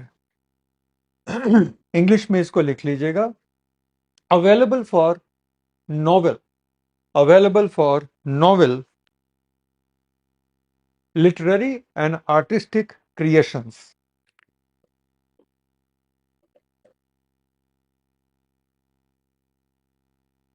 अवेलेबल फॉर नॉवेल, नॉवेल का मतलब नए, लिटरेरी एंड आर्टिस्टिक क्रिएशंस।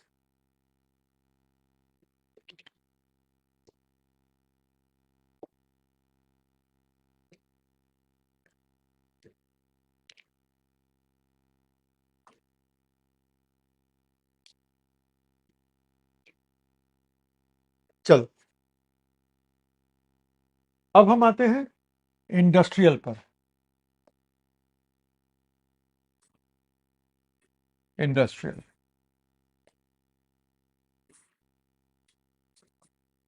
औद्योगिक आईपीआर।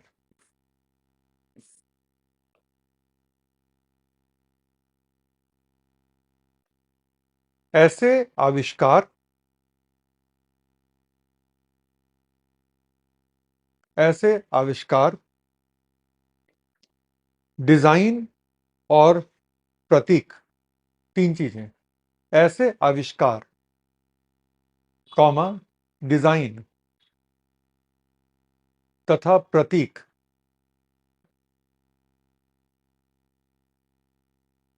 ऐसे आविष्कार, डिजाइन तथा प्रतीक जिनका औद्योगिक महत्व है, जिनका औद्योगिक महत्व है।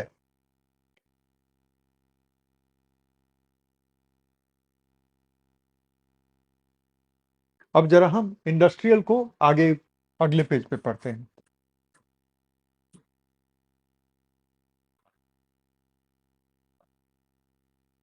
इंडस्ट्रियल के दो मेन टाइप हैं और उसके फिर सब टाइप होंगे। पहला है, पहले इंडस्ट्रियल का एक हेडिंग क्रिएट कर लूं, इंडस्ट्रियल। पहला है जिसको हम कहते हैं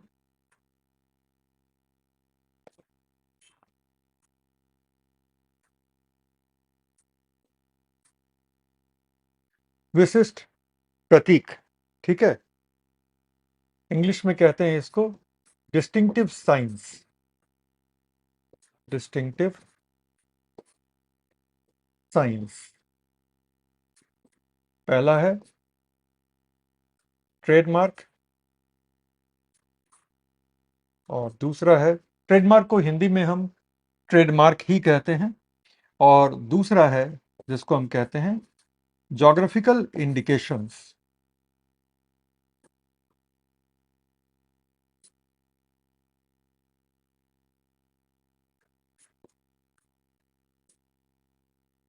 ज्योग्राफिकल इंडिकेशंस, तो ये दो हो गए।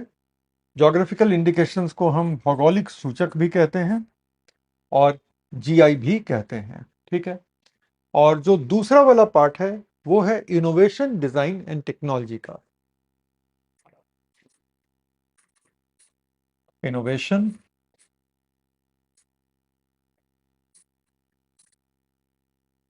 डिजाइन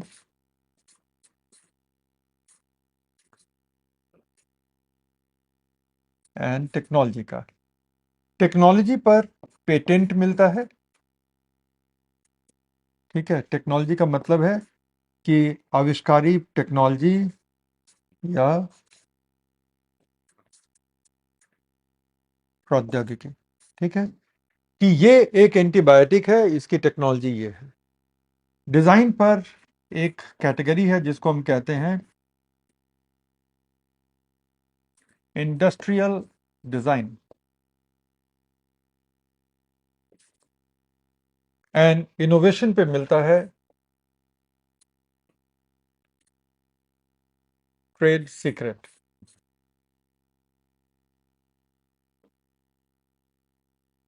तो इनोवेशन पे मिला ट्रेड सीक्रेट, डिजाइन पे मिला इंडस्ट्रियल डिजाइन और टेक्नोलॉजी पे मिली पेटेंट। तो ये जो तीन हैं हमारे,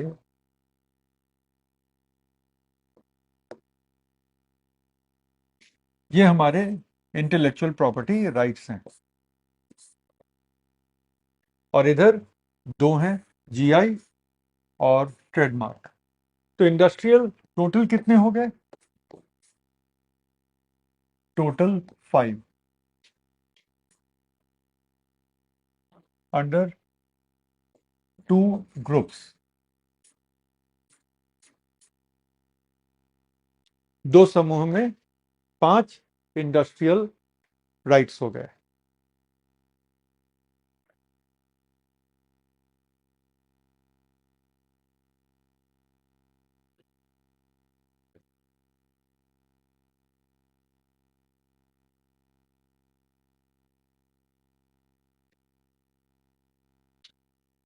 जरा चैट देख रहा हूं कि सब्जेक्ट को छोड़ करके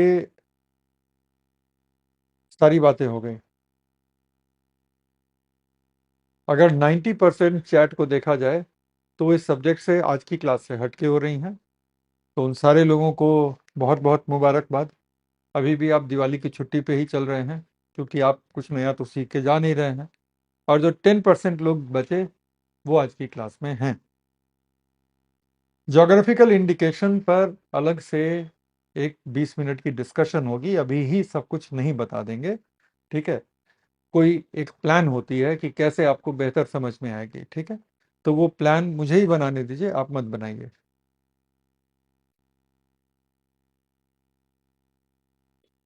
चलो अब एक एक करके समझते हैं चीजों को। सबसे पहले क्या देख रहे हो यहाँ पे? सबसे पहले आप देख रहे हो ट्रेडमार्क। तो ट्रेडमार्क एक नाम हो सकता है, एक लोगो हो सकता है, या एक मैसेज हो सकता है। ये सब के सब ट्रेडमार्क हो सकते हैं। बहुत सारे ब्रांड ट्रेडमार्क होते हैं जिनका ट्रेडमार्क रजिस्टर्ड होता है और उस नाम से आप उसको जानते हैं। जैसे कि मैंने नाइकी जो स्पोर्ट्स अपैरल बनाती है, स्पोर्ट्स शूज बनाती है और तरह तरह के एक्सेसरीज बनाती है, कैप वगैरह, पता नहीं क्या क्या बनाती है, ठीक है। तो आपको भी पता है कि नाइकी का लोगो ये वाला है, ठीक है। लिखते ऐसे हैं,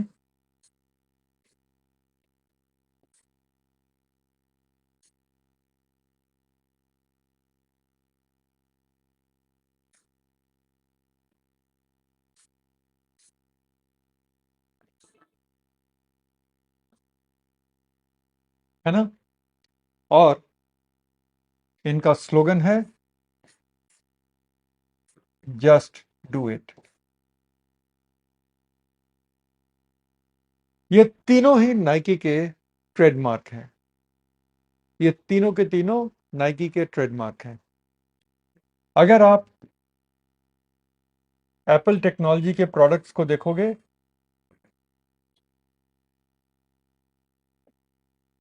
ये क्या है? तो ये आईफोन, आईपैड, एप्पल के कंप्यूटर, हर जगह आपको ये दिख जाएगा।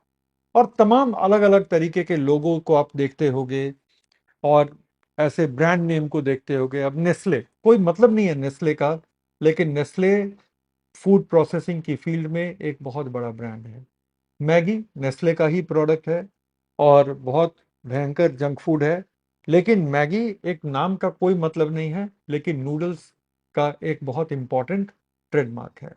तो ट्रेडमार्क से हमारा मतलब होता है ऐसा कोई भी नाम, ऐसा कोई भी सिंबल, प्रतीक, या ऐसा कोई भी शब्दों का सेट, जिसको स्लोगन कह लीजिए या जैसे भी कह लीजिए, जो कि कस्टमर को किसी प्रोडक्ट या किसी सर्विस को पहचानने में मदद देता है, उसको हम कहते हैं ट्रेडमार्क।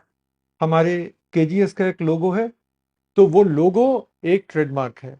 इसको रजिस्टर करा लेंगे, आई थिंक शायद रजिस्टर्ड होगा भी। तो अगर इसको आप रजिस्टर करा लेंगे तो ये आपका ट्रेडमार्क है, जो कि सिर्फ और सिर्फ केजीएस ही यूज कर सकता है।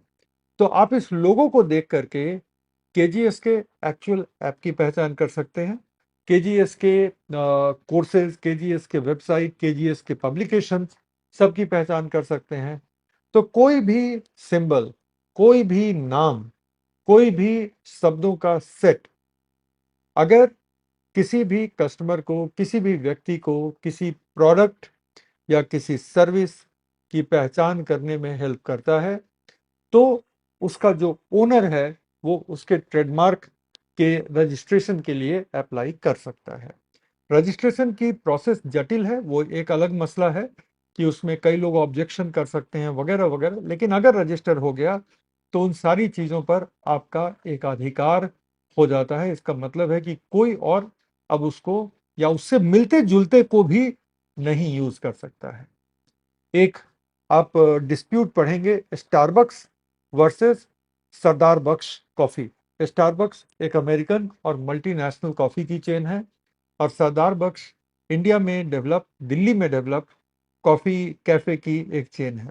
दोनों के बीच डिस्प्यूट हुआ क्योंकि लोगो मिलता जुलता था, नाम मिलता जुलता था, और इसमें स्टारबक्स के हक में फैसला आया, क्योंकि स्टारबक्स एक बहुत पुराना वेल एस्टेब्लिश ट्रेडमार्क है, और ये साफ था कि सरदार बख्श जो था वो स्टारबक्स के नाम को कॉपी करने की कोशिश कर रहा था, उनके डिज़ाइन को कॉपी करने की कोशिश कर रहा था।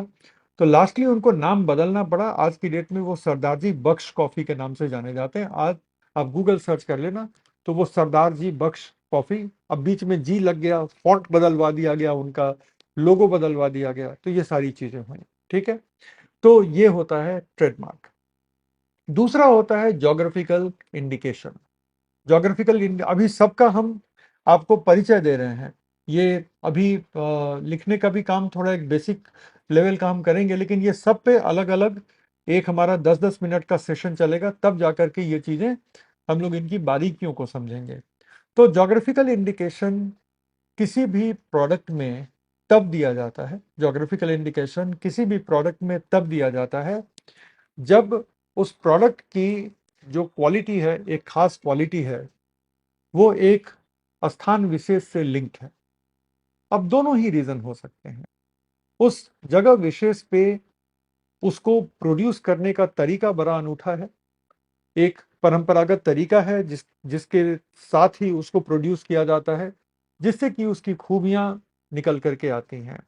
जैसे कि अलीगढ़ के ताले, मुरादाबाद के ब्रासवेयर, पीतल के सामान, एक से बढ़कर एक, तो एक ट्रेडिशनल तरीका है। बनारसी साड़ियां, भागलपुर के shawl.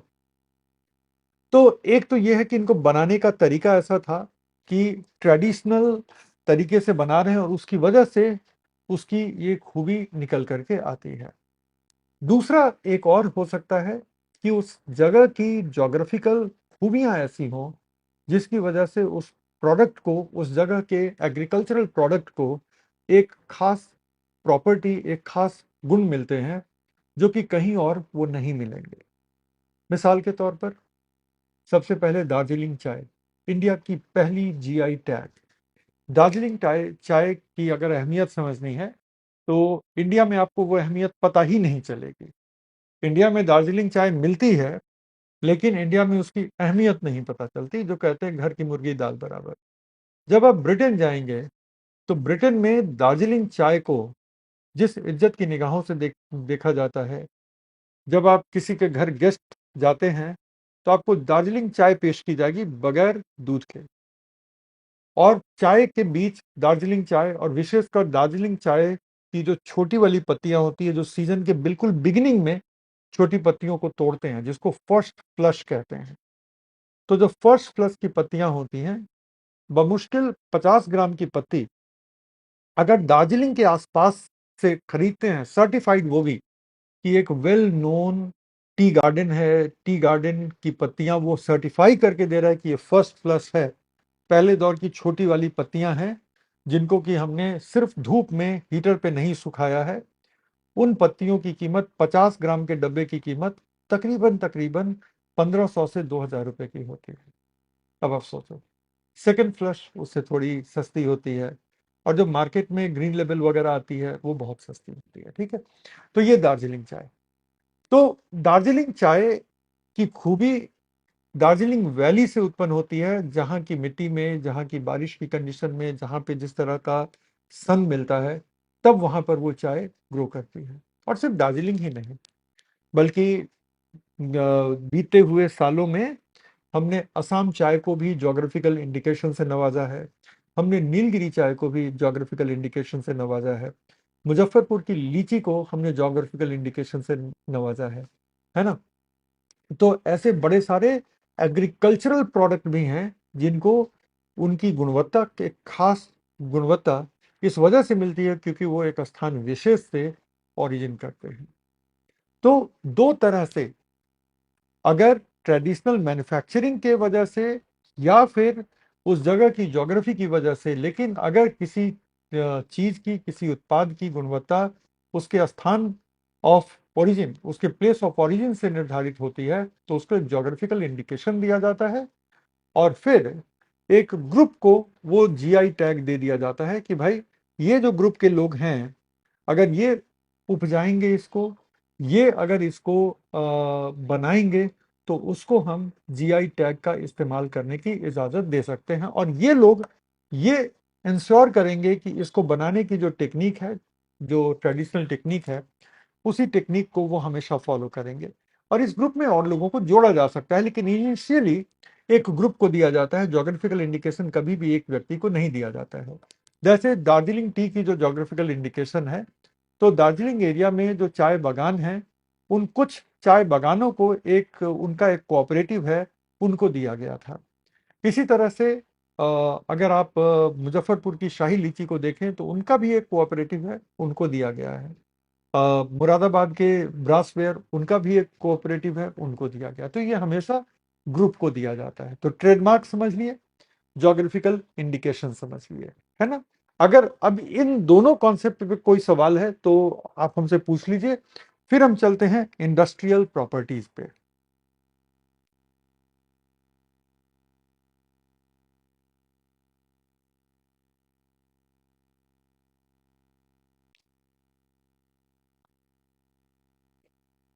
Divya Jyoti Faridabad is glass bangle.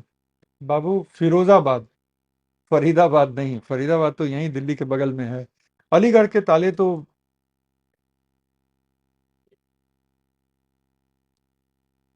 Hyderabad की बिरयानी नहीं, हलीम। आप लोगों को क्या लगता है कि यही चार हम याद करके आए थे क्या, जो बता दिए उसके बाद मुझे कुछ भी बता दोगे? फरीदाबाद की चूड़ियां, हैदराबाद की बिरयानी, हैदराबाद की हलीम।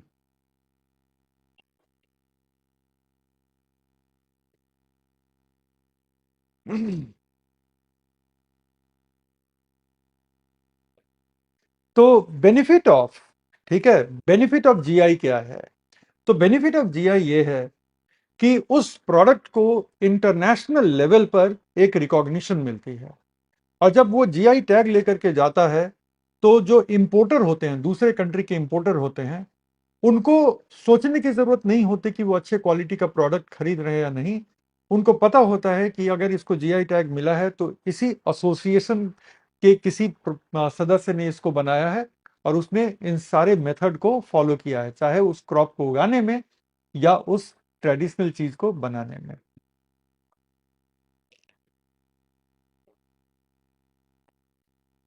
चलो, ट्रेडमार्क कोचिंग ले सकते हैं। हाँ, अपने नाम का, अपने लोगो का, ब्रांड का वो ट्रेडमार्क ले सकते हैं। ठीक है, चलिए, अब हम आ जाते हैं इनोवेशन, डिजाइन एंड टेक्नोलॉजी पे। तो सबसे पहले हम आते हैं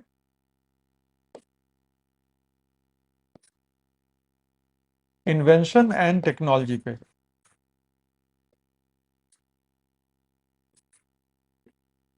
लिखिएगा मत इसको, ये बस समझाने के लिए अभी लिखे हैं, ये वाला पार्ट लिखना नहीं है। तो invention and invention and technology पे मिलता क्या है? पेटेंट।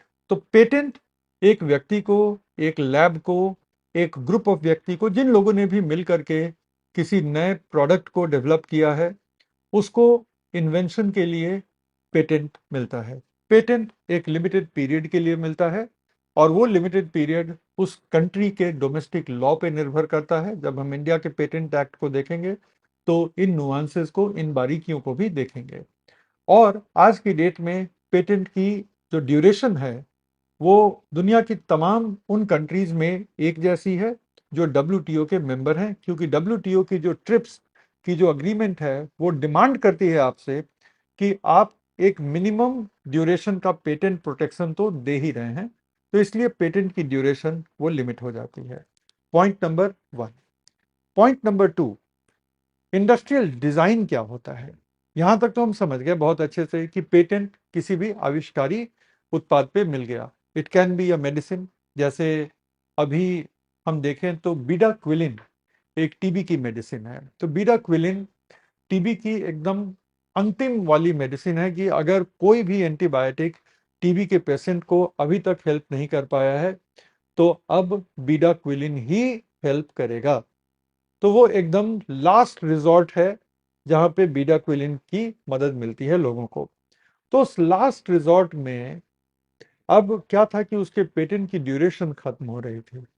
तो जो कंपनी जिसने बीडा क्विलिन बनाया है, उस कंपनी को अब बीडा क्विलिन के पेटेंट को रिन्यू करने की कोशिश करनी थी। ठीक है, ताकि कुछ और दिन तक इससे पैसे कमा सकें वगैरह वगैरह। लेकिन अगर पेटेंट आपको जितने वक्त के लिए दिया गया है, अगर उस ड्यूरेशन वो ड्यूरेशन खत्म हो गया है, तो अब आपको दोबारा से उस पर पेटेंट तो मिलेगा नहीं।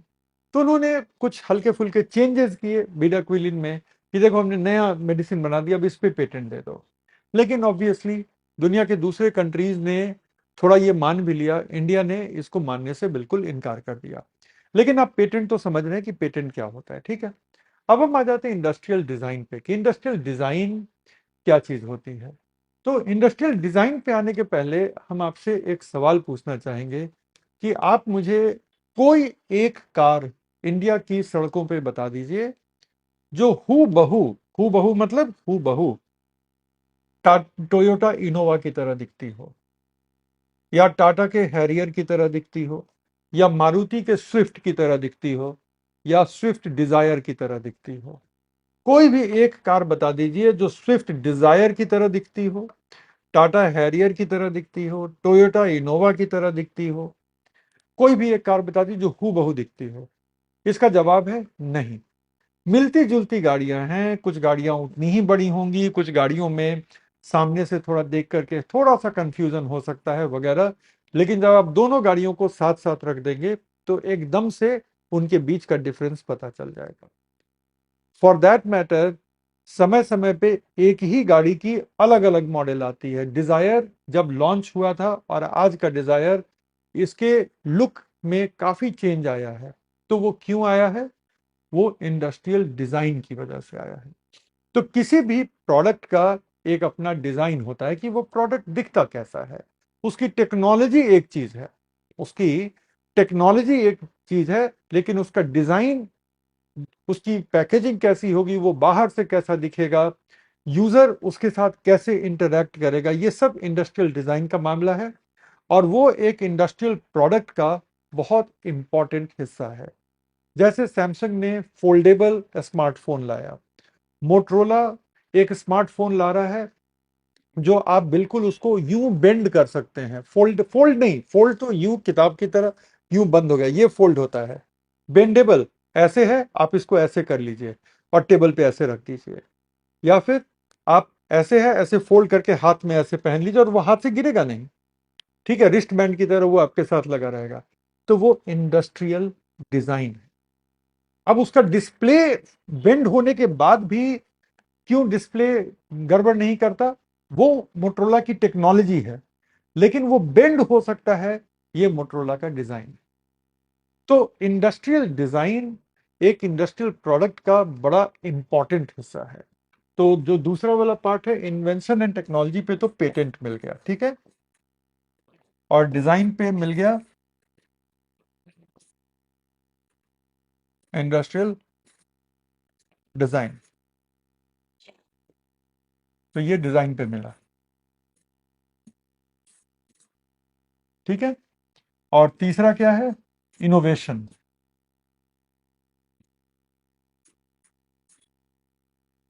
इनोवेशन पे कुछ कंट्रीज में ट्रेड सीक्रेट का आपको दर्जा मिल जाएगा। ट्रेड सीक्रेट से हमारा मतलब है कि आपने किसी एक कॉमन चीज में एक छोटा सा बदलाव किया। वो बदलाव ऐसा नहीं है कि उसको इन्वेंशन की श्रेणी में रख दिया जाए, वो बदलाव ऐसा भी नहीं है, लेकिन वो बदलाव इतना जरूर है कि वो उसी प्रोडक्ट को एक डिस्टिंक्टिव टच दे देता है, एक खास टच दे देता है। हमारे कंट्री में जो हम सब पीने के शौकीन हैं, वो कोक और पेप्सी से नहीं मानते। अमेरिका में जो कोक के शौकीन हैं वो पेप्सी से नहीं मानते, और जो पेप्सी के शौकीन हैं वो कोक से नहीं मानते। कोक के फॉर्मूले को लेकर के बहुत बड़ी कहानी है कि कोक के जो मेन फाउंडर थे, उन्होंने हाथ से लिख करके कोक का फॉर्मूला, कि कोक का जो एसेंस है कोका कोला का, वो एसेंस में कौन सी चीज कितनी मात्रा में और कब पड़ेगी। और आज भी वो मेंटेन करते हैं कि दुनिया में इतने सारे कंट्रीज में, तकरीबन 150 से ज्यादा कंट्रीज में कोका कोला मिलती है, इतने सारे कंट्रीज में कोका कोला मिलती है, लेकिन उसका जो मेन फ्लेवर है वो अमेरिका से बन के इतनी कंट्रीज में सप्लाई होती है। बल्कि कहिए कि अमेरिका में जो उनके प्लांट हैं, उनका काम ही है फ्लेवर की बॉटलिंग करना और फ्लेवर भेजना। और फ्लेवर की एक बॉटल से, जैसे कि 2 लीटर की अगर फ्लेवर की एक बॉटल है, तो ऐसा माना जाता है कि उससे जो कोका कोला बनती है वो तकरीबन तकरीबन 200 लीटर बनती है, ठीक है। तो इस तरह से कोका कोला का फॉर्मूला माना जाता है कि दुनिया का सबसे फेमस ट्रेड सीक्रेट है। अब कितनी सच्चाई है कितनी नहीं सच्चाई है, वो एक मुद्दा हो सकता है डिस्कशन का, क्योंकि बहुत लोग जो जानकार लोग हैं वो कहते हैं कि ऐसा कोई भयंकर ट्रेड सीक्रेट है नहीं। ये कोका कोला का बरसों से, कई डिकेड से चलता आ रहा है एक मार्केटिंग गिमिक है कि हमारा ट्रेड सीक्रेट है, और हमारा जो हेडक्वार्टर अटलांटा अमेरिका में है, वहां पे एक बहुत बड़े सेफ वॉल्ट में ये रखा हुआ है, ठीक है। थोड़ी सच्चाई हो भी सकती है, नहीं भी हो सकती है, उस पर हमें सोचना नहीं है। लेकिन ट्रेड सीक्रेट से हमारा मतलब ये होता है कि किसी भी प्रोडक्ट में मैन्युफैक्चरिंग के समय कोई ऐसा छोटा चेंज जो कि प्रोडक्ट की क्वालिटी में एक डिस्टिंक्टिव बदलाव ला देता है, लेकिन इतना भी बड़ा बदलाव नहीं कि उसको आविष्कार की श्रेणी में रख दिया जाए। तो हमारे कंट्री के लॉज के तहत ट्रेड सीक्रेट का प्रोटेक्शन अवेलेबल नहीं है। डब्ल्यूटीओ की अग्रीमेंट में है कि कंट्री अगर चाहे तो ट्रेड सीक्रेट को प्रोटेक्ट कर सकते हैं, लेकिन चूंकि ट्रेड सीक्रेट को डिफाइन करना और उसको एस्टेब्लिश करना बहुत कठिन है, तो इसी वजह से कंट्रीज जो हैं जैसे इंडिया भी, तो उन्होंने ट्रेड सीक्रेट को लेकर के कोई भी लॉ नहीं बनाए हैं। अगर आपका ट्रेड सीक्रेट है तो आप अपने हिसाब से उसको सीक्रेट रख लीजिए, बस आप बनाते रहें और आपका सीक्रेट आपके पास रहेगा, किसी और को देंगे तो ये बात फैल जाएगी।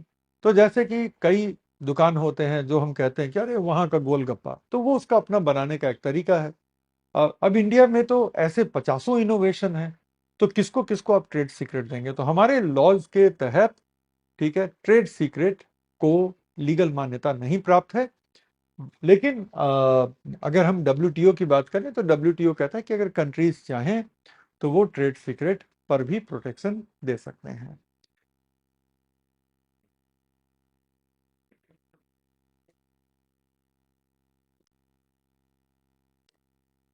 मैं क्वेश्चन से एक बार देख लूं आप लोगों का क्या चल रहा है।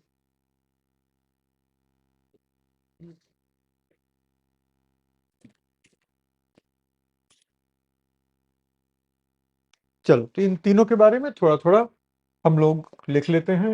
यहां तक तो हम लिखते हुए आए थे।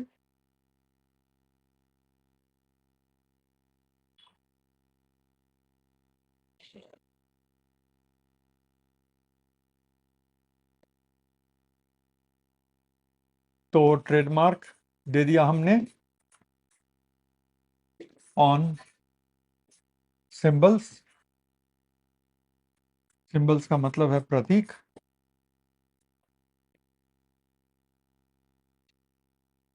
नेम्स मतलब नाम।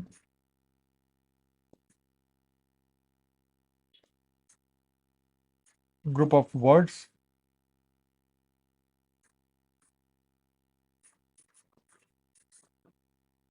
शब्द समूह। ठीक है।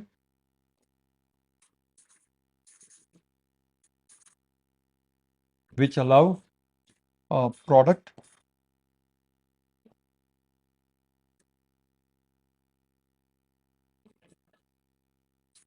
और सर्विस टू बी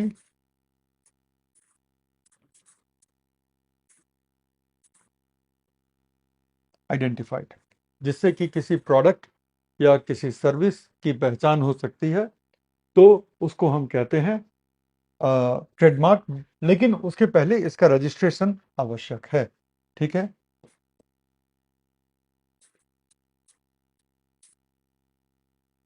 जिससे किसी उत्पाद या सेवा की पहचान की जा सकती है।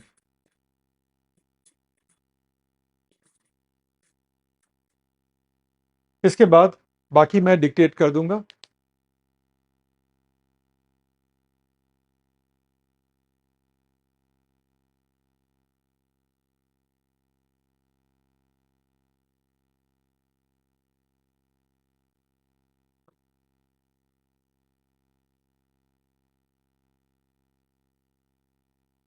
सर बस करिए, भूख लगी है। देखो 3 घंटे तक भूख प्यास की परवाह भी मत करो। यूपीएससी के एग्जामिनेशन हॉल में 3 घंटे मेंस में बैठना पड़ेगा, है ना? तो मेरी क्लास तो फिर भी 2 ही घंटे की होगी ज़्यादा से ज़्यादा। बल्कि 2 घंटा, 1 घंटा 50-55 मिनट की रखूंगा, ताकि आप लोग को अगली क्लास के पहले थोड़ा सा एक ब्रेक भी मिल जाए। लेकिन 3 घंटे तक तो आपको भी एज ए यूपीएससी एस्पिरेंट बिल्कुल से अपने आप पर कंट्रोल रखना चाहिए। इसके आगे लिखिएगा ज्योग्राफिक इंडिकेशन, भौगोलिक सूचक।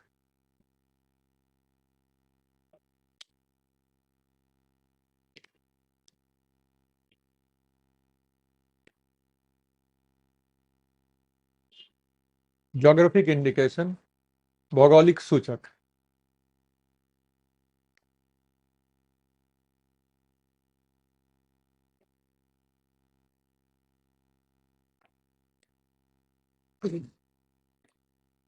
उन उत्पादों पर जिनकी गुणवत्ता या विशिष्टता, उन उत्पादों पर जिनकी गुणवत्ता या विशिष्टता एक स्थान विशेष की उत्पत्ति पर निर्भर होती है। गुणवत्ता या विशिष्टता एक स्थान विशेष की उत्पत्ति पर निर्भर होती है।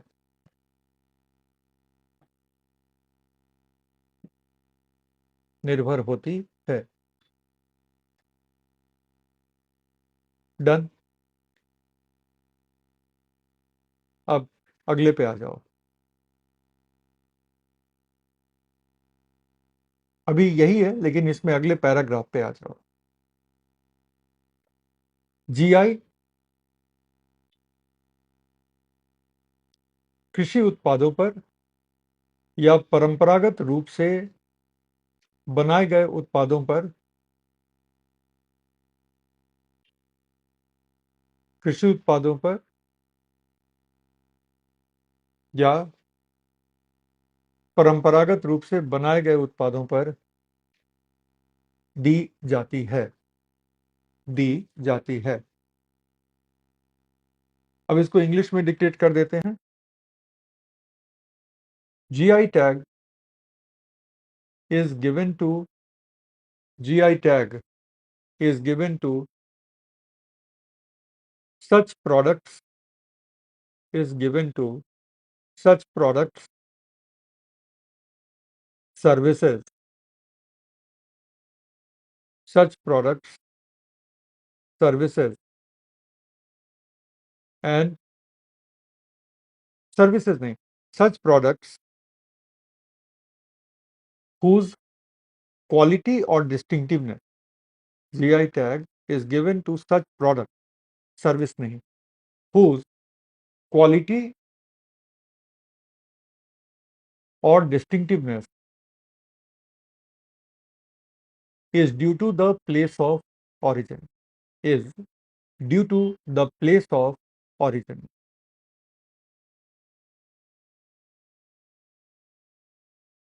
is due to the place of origin.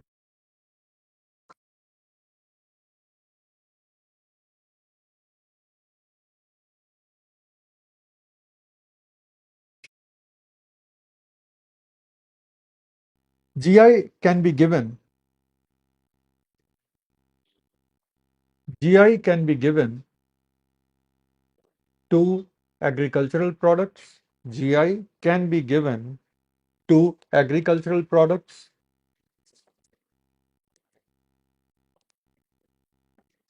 or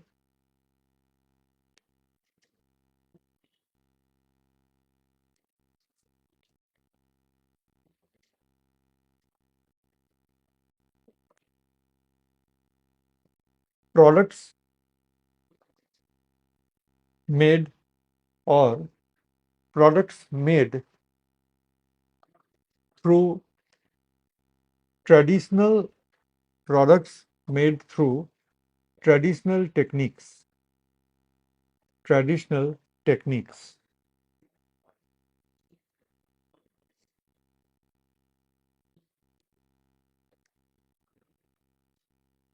ठीक है, तो ये हो गया जीआई पर, इंग्लिश में भी और हिंदी में भी।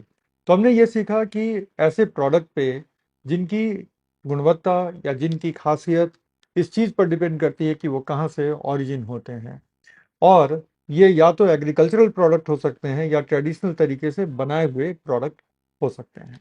राइट। इसके बाद हम आ जाते हैं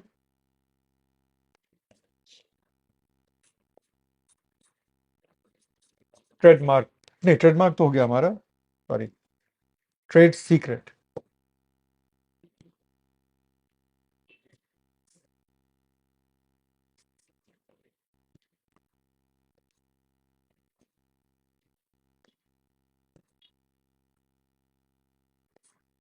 ट्रेड सीक्रेट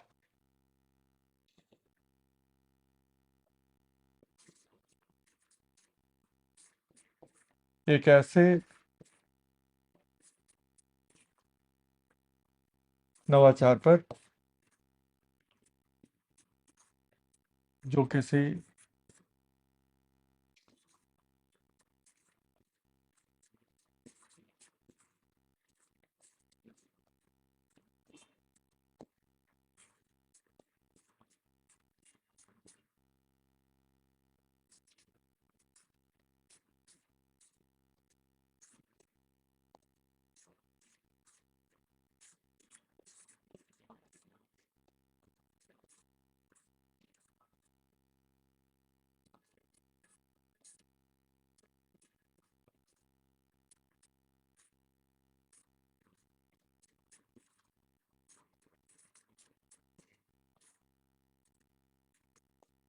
ठीक है, तो इसको हम कहते हैं trade secret.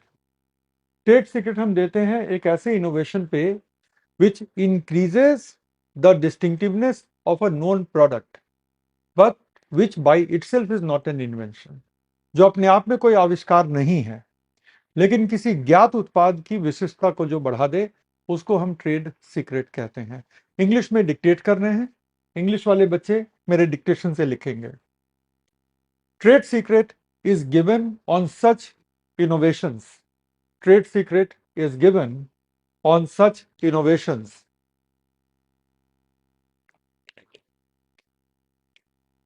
which increase the distinctiveness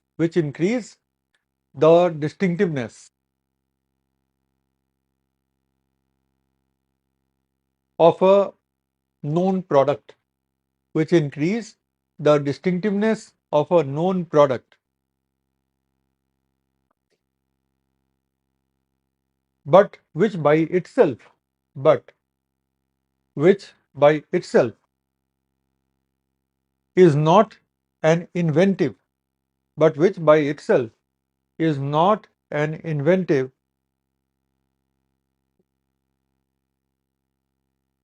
method, which by itself not an inventive method.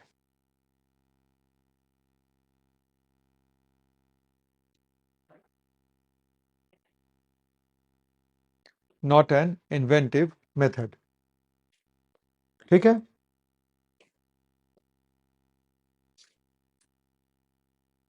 patent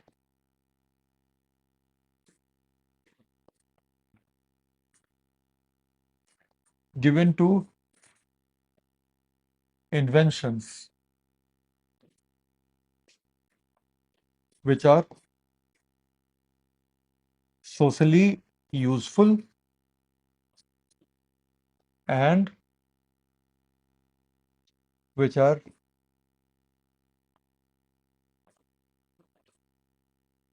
not harmful to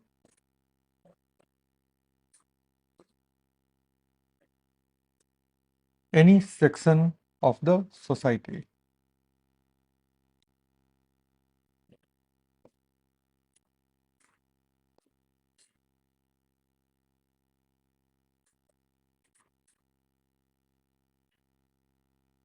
ठीक है,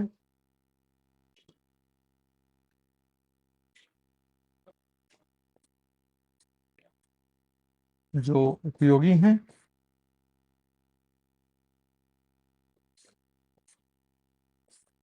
और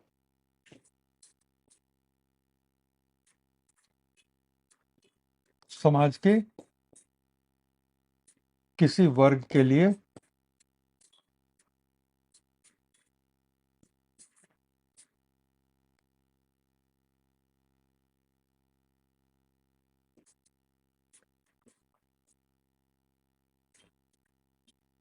हानिकारक नहीं है।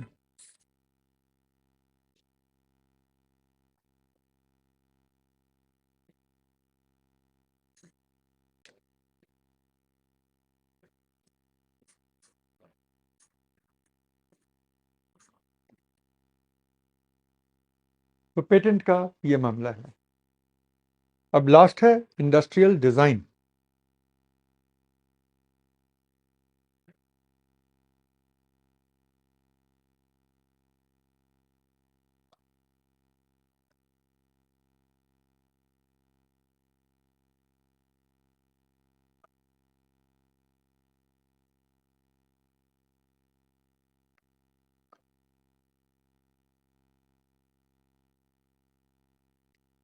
चलो,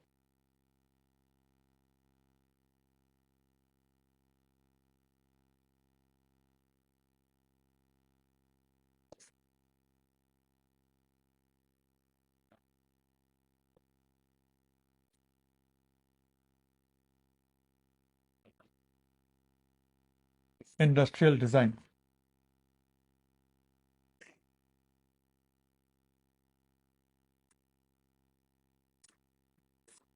किसी इंडस्ट्रियल प्रोडक्ट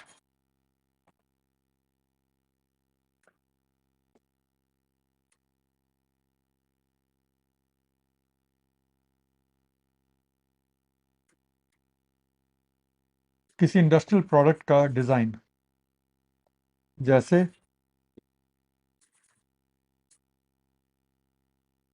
चिप डिजाइन,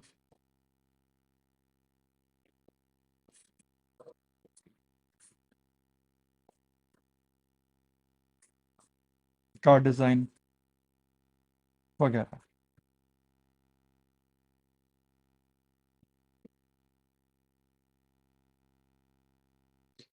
अब छुट्टी कर दीजिए, तो बस हो ही गया है। आज आज के लिए इतना ही था ही करना। अब कल हम लोग डिटेल में इंटरनेशनल व्यवस्था देखेंगे, इंडिया में पेटेंट और कॉपीराइट की व्यवस्था देख लेंगे। तो इससे ज़्यादा आज करना भी नहीं था।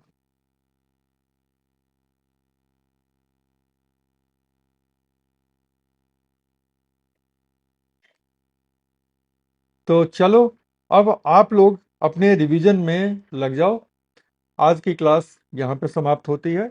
इंटेलेक्चुअल प्रॉपर्टी राइट में एग्जैक्टली जितना आज करना था हम लोगों को उतना ही किया है, तो हम लोग सही ट्रैक पे चल रहे हैं। कल हम लोग एक WTO की जो ट्रिप्स है उसकी मेन प्रावधानों पर बात करेंगे, इंडिया के पेटेंट एक्ट पर बात करेंगे, इंडिया के ट्रेडमार्क नहीं ट्रेडमार्क ने कॉपीराइट पर बात करेंगे। कम से कम कल ये 3 चीजें हम कर रहे होंगे क्लास में। ठीक है, तो अब अपना ध्यान रखिए। अब ब्रेक ले लीजिए, थोड़ा सा खा लीजिए, फिर अगले क्लास की तैयारी। Good bye.